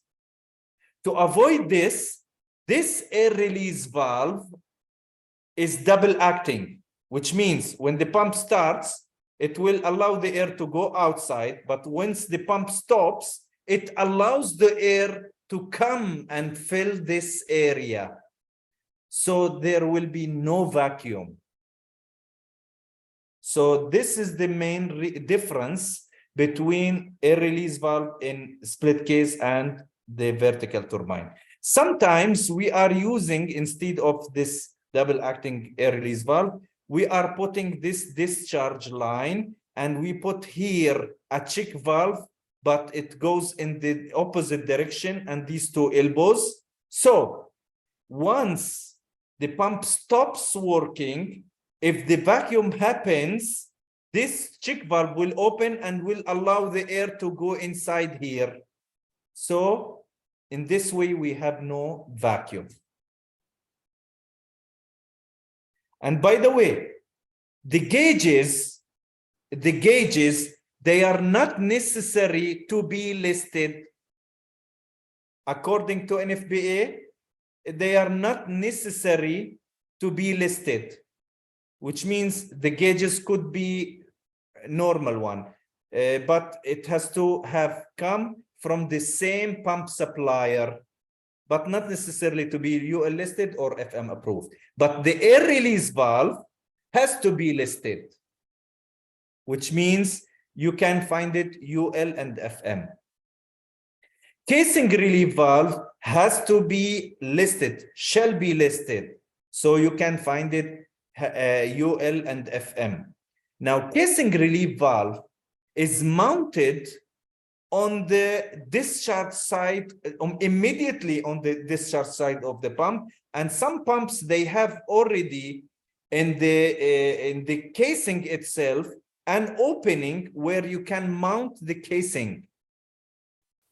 Now, the purpose of this casing relief valve, if we have the pump curve like this, if the pump has, in some case, pump worked here in the zero flow, if the pump worked at zero flow, the pressure will become high, then the casing relief valve will open to allow the water to go outside. Why?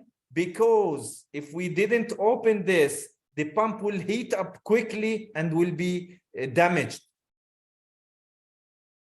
So to avoid this overheating, we will allow the water, part of the water, to go outside through the casing relief valve. This casing relief valve could be 0.75 inches or 1 inch. 0.75 inches up to, for pumps which has rated capacity up to 2,500, but the pumps which has 3,000 and above will take 1 inch size. Now, casing relief valve, the discharge of it has to have an open pipe for the casing relief valve. Why? Because if drain happens, I have to see it. It has to be visualized. We have to see water if it starts to come from the casing relief valve. And if you have many pumps, each pump has casing relief valve, you cannot combine the outlets of these discharges of the casing relief valves, because we want to know, once this leak happens, it came from which pump. Now, we said before, casing relief valve used with all pumps except the pumps that are driven by diesel engine, which is cooled by a heat exchanger. This pump, which is driven by diesel engine and cooled by a heat exchanger, we don't use a casing relief valve. Why?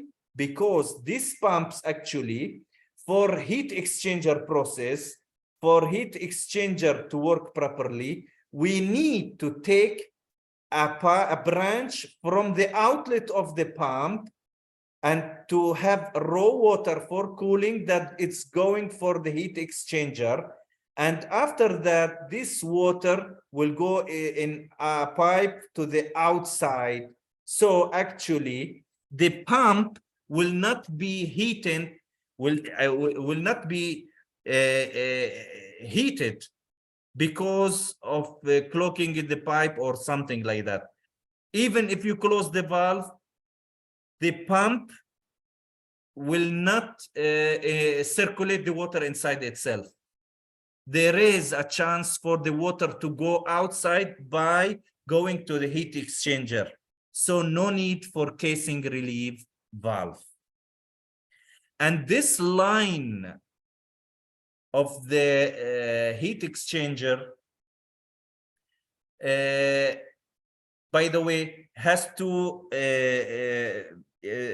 like the flow has to come from it in visual way. That means we have to see the water that is going outside the heat exchanger, because we also measure the temperature as a monitoring for the motor, and we have to see it. There has to be no way for clogging for it. Reducers, as we said, we use the reducers in discharge and suction side if the diameter of the pipe is different than the port size of the pump. We use the eccentric one at the suction side. The eccentric one, if you can see, the slope is on the top, but in the bottom it's normal. But the concentric, as you can see, the slope is from both sides. This is for the discharge side and this is for the suction side. Why? Because eccentric suction side eliminates the air pockets at that part of the pipe. Now, main relief valve. Main relief valve or pressure relief valve, if NFPA said relief valve, they mean this valve. This is not related to the casing, and we use it. And by the way, it could be UL and FM. And this main relief valve, we use it under two conditions only. The first condition, we use main relief valve if we have a diesel engine driven pump, and not only because it's the diesel driven engine pump, not only because of this. No, there is and. What is the and? You have to look to your pump, okay, to the curve. Check the pressure at zero flow. And this pressure at zero flow, multiply it by 1.21, then add the maximum suction pressure. Now, the resultant, if it's equal or above the pressure rating of your fittings and your piping, then you must use main relief valve. If it's less than the pressure rating, then no need for the pressure relief valve, even if you are using a diesel driven pump. Again, we are using main release valve or main relief valve with the diesel driven pump if the closed pressure, the pressure at zero flow of the pump multiplied by 1.21 and adding the maximum pressure inlet of the pump, if this resultant equals the pressure rating of the fittings or above, then we have to use the main relief valve. Otherwise, no need. The second condition, if your pump is variable speed pump, if you are using the variable speed pump, then what you will do, because usually we are fixing the pressure at this limit, for example, but then for to know if we need a main relief valve or not, we will check the pressure at zero flow, okay, for the full speed, and we add to it the maximum suction pressure, and this resultant we will compare it to the pressure rating of the fittings. If it's equal or above, then we need a pressure relief valve. Otherwise, we don't need. And for variable speed, as you can see, we don't multiply the pressure at zero flow by 1.21. We don't. It's only for diesel-driven pump. Now, this main relief valve, if you can see here, this main relief valve, the line is taken before the check valve, the discharge from the pump before check valve. This is the feed of the main relief valve, and this is the discharge. Now, this discharge, we saw how we to size it from that table before, which we said here, this table.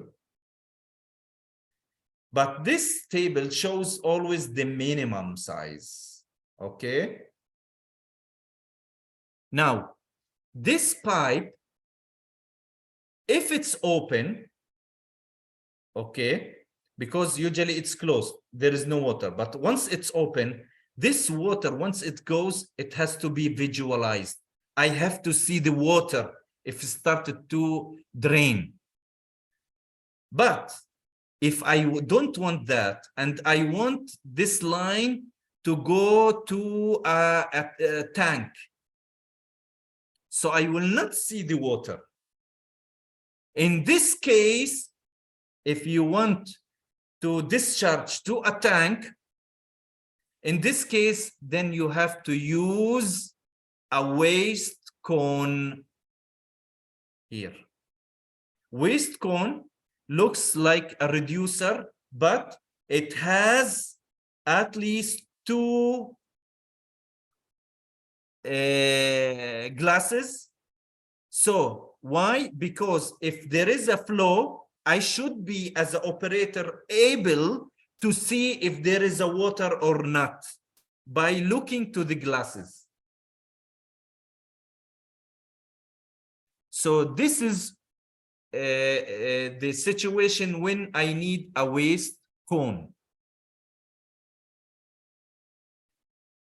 By the way, this discharge line in the table, for example, if they told you 8 inches, but if there is more than 1 elbow in this line, then you need to take the second size of the pump, of the pipe. Instead of 8 inch, then I will use the 10 inches if you have more than 1 elbow. This is from NFPA. Now, flow meter. The flow meter, it's not mandatory to come by the manufacturer, the pump manufacturer. You can purchase it separately. But flow meter, we use it for testing. And the scale of this flow meter has to be up to 175% of the rated capacity of the pump. And if you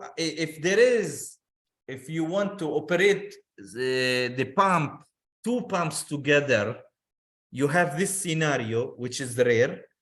Then you have to consider the flow meter to be for 2 pumps, not only for 1. Now, the test line, when you want to install the flow meter, it's mandatory, gentlemen. Once I put the flow meter, there has to be a valve prior, which means a valve before the flow meter and valve after.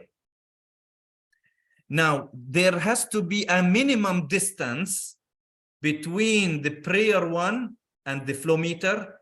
This distance is at least 5 times the pipe diameter, which means if your pipe is 10 inches, then the minimum distance between the first valve and the flow meter must be 50 inches. And the valve which comes after has to be at least 2 times the diameter, that means 20 inches, if the pipe is 10 inches. Now, why these distances? Gentlemen, because we want to make sure the flow meter can give the right reading. If you brought this valve closer, this could affect the reading. It will create some turbulence, and this could affect the reading of the flow meter. And by the way, the valve number 1, which comes before the flow meter, is used only for closing or opening the test line only.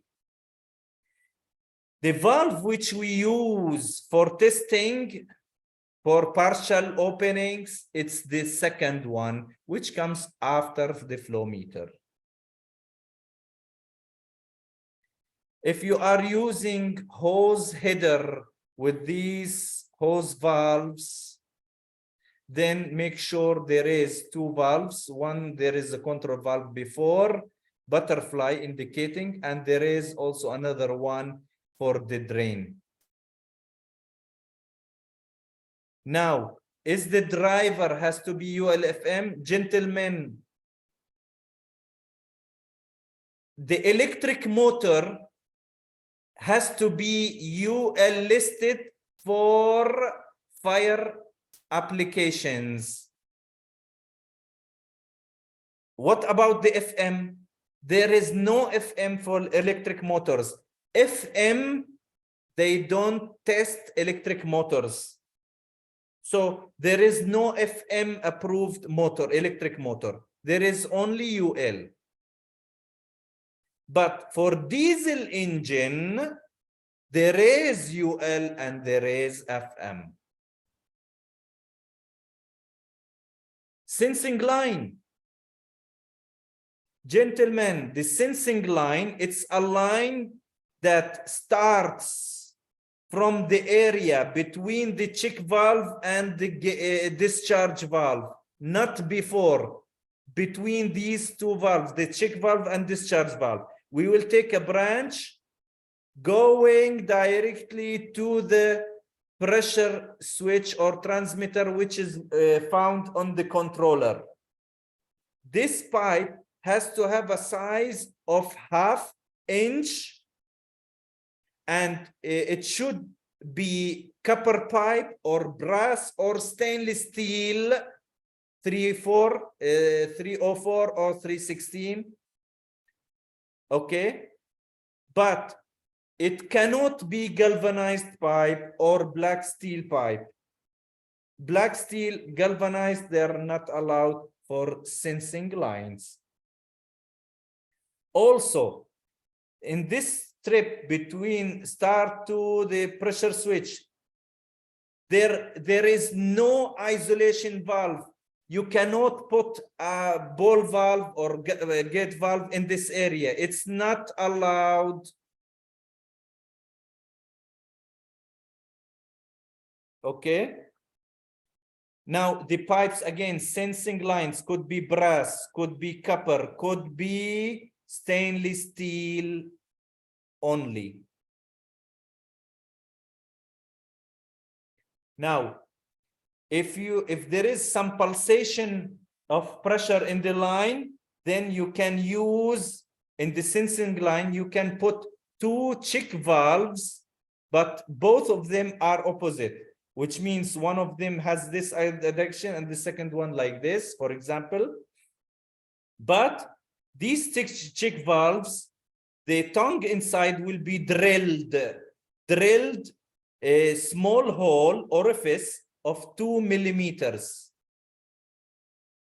Why we are making this? This is to eliminate the effect of pressure pulsation in the line. We don't want this pulsation to affect the reading or to affect on the pressure switches and transmitter and to make, let me say, some disturbance for the process of work.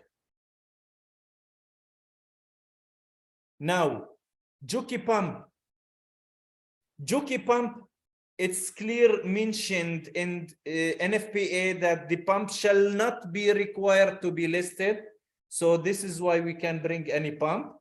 But the controller of the jockey pump must be listed, but not required to be listed for fire services, which means the controller of the jockey pump is UL listed, but not for fire application. It can be for industrial application.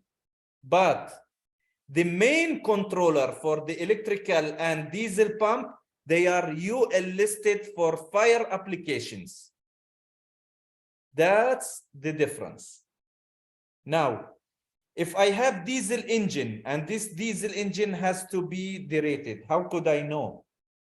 First, your diesel engine has a nominal horsepower. For example, 200 horsepower. If your diesel engine has 200 horsepower, that means this engine can produce 200 horsepower. But this is conditional. This engine can give you this horsepower if the engine locates at up to 300 feet above sea level, which is 91 meters above sea level or less. But if the engine is above this level, then you have to rethink about this 200 horsepower.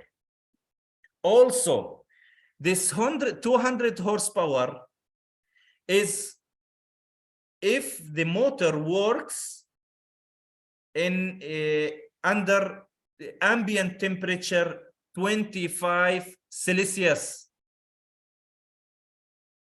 If it's more than that, this 200 will be less. How could I know and how could expect the actual horsepower of my motor in different conditions? Simply by using this formula, which is already in NFPA. Let us take example. If the ambient temperature is 50 Celsius and your diesel engine will be in a location 760 meters above sea level, and your engine is 200 horsepower.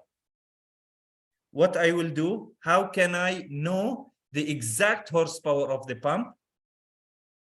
First, we will go to this chart to get the factor, the rating factor of the altitude. Now, as you can see, now 760 meter, this is the 760 meter. Go to the top, blah, blah, blah. So as you can see here, your CA factor equals to 0.93.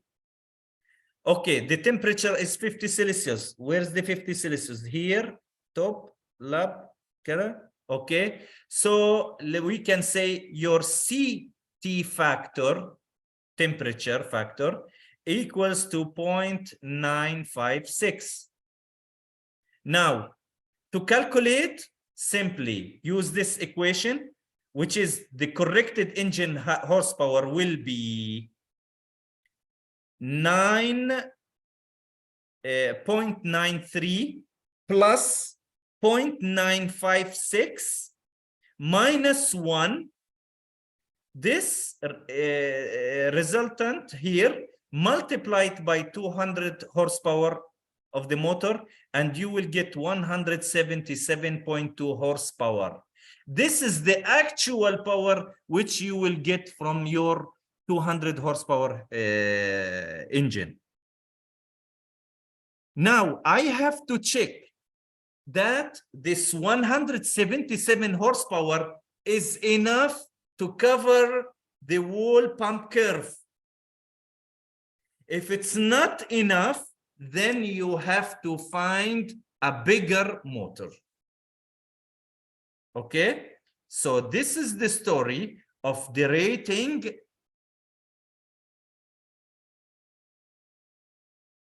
Just a second, Dale. This is the idea of the rating and how we will calculate it and when we need it and why we need it. Now for controllers, we can make also one day talk about the controllers of firefighting pumps in separate day, but there is some points which I want to mention. For the electrical pumps, for example, there is starting methods. Usually it could be DOL, start delta, partial winding, auto transformer, or soft starter, or VFD. All these are available.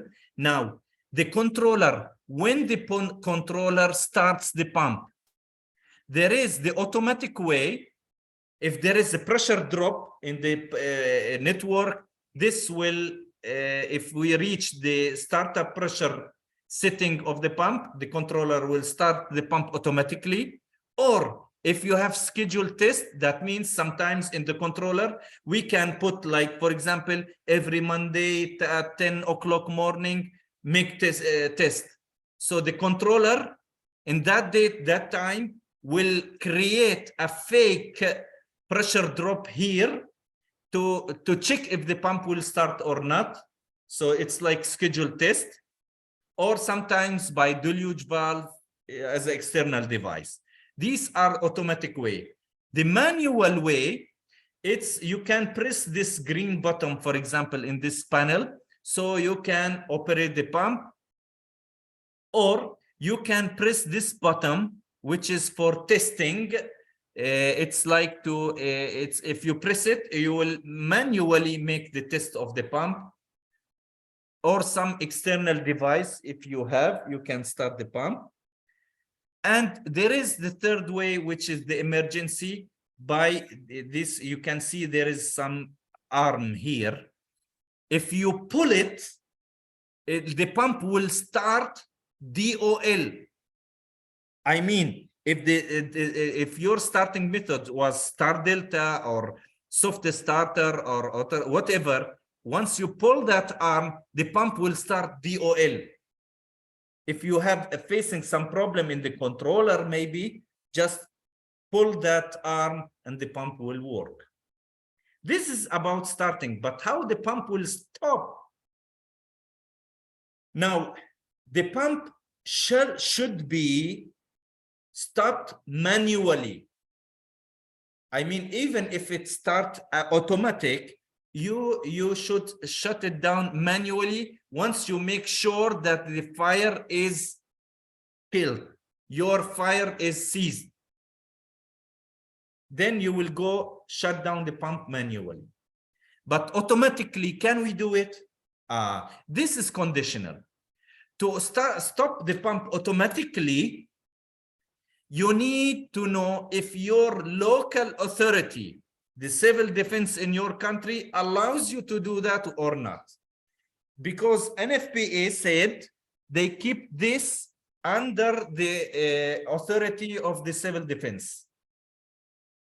So if it's not allowed, you should disable this option. If it's allowed, then you can enable it. So this will, if you enable it, then the pump will shut down after a certain time, which you can set once it reaches the maximum pressure or the cutout pressure. The third way, the pump can stop the pump running if the current of the motor reaches the level of 600% of the full load current to the period of 8 to 20 seconds, which means if the motor reaches 600% of the locked rotor current of the full load current for 5 seconds, it will not stop.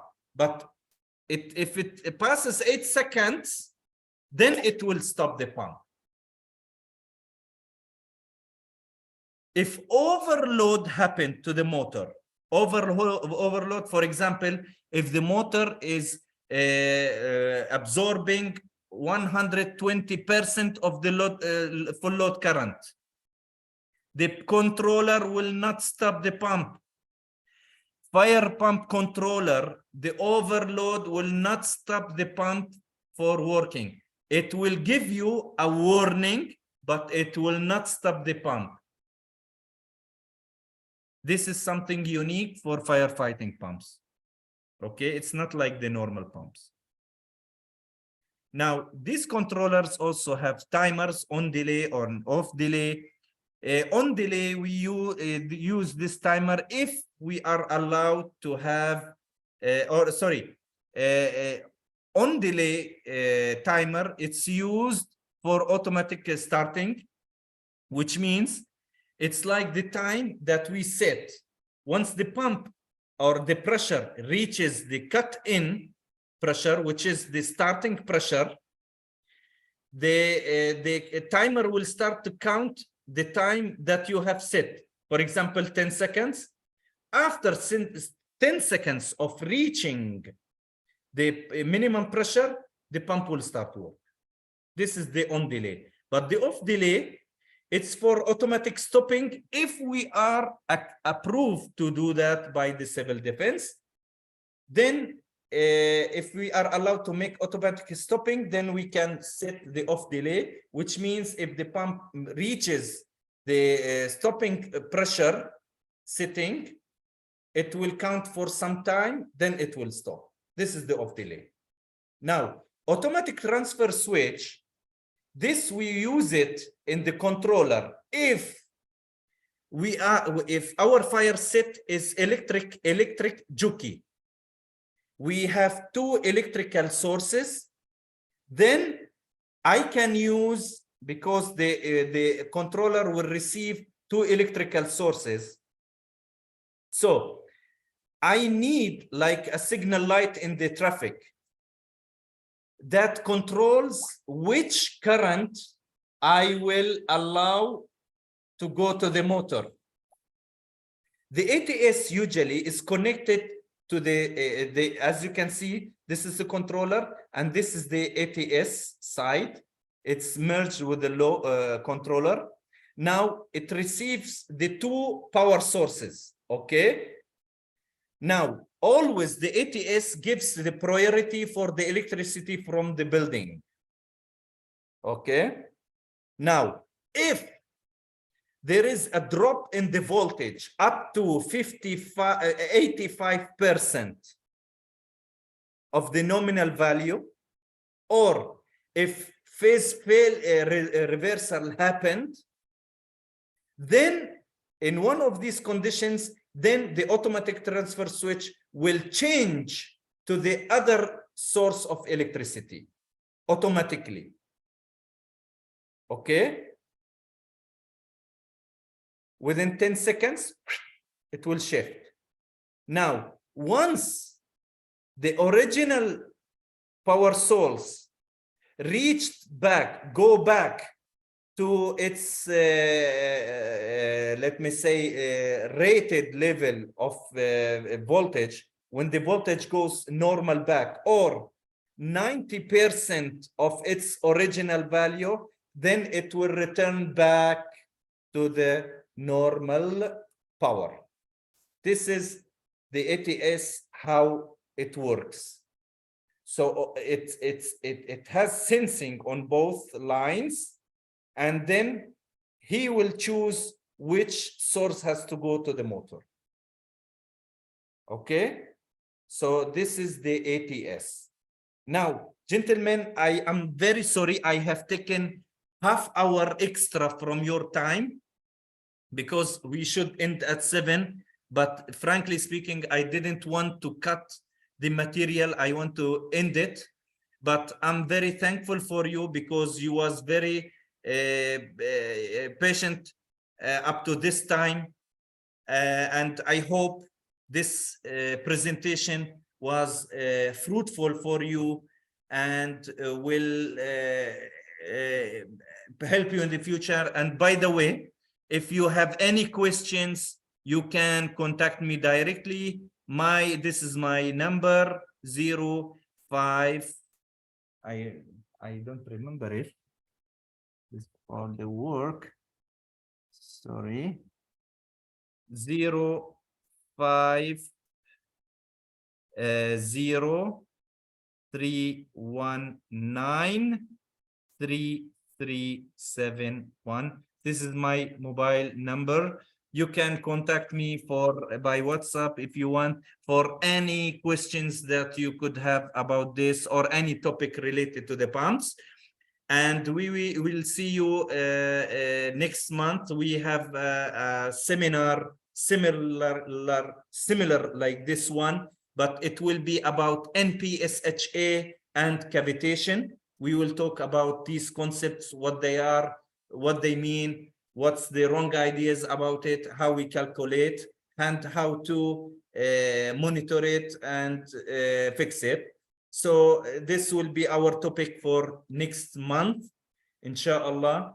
So please accept my greetings from myself and from my company, Lamah Company, the company which is always happy and glad and ready to provide all engineers around the world in the know-how which they have, and wish you all a nice evening and see you very soon. Thank you so much all and have a nice day.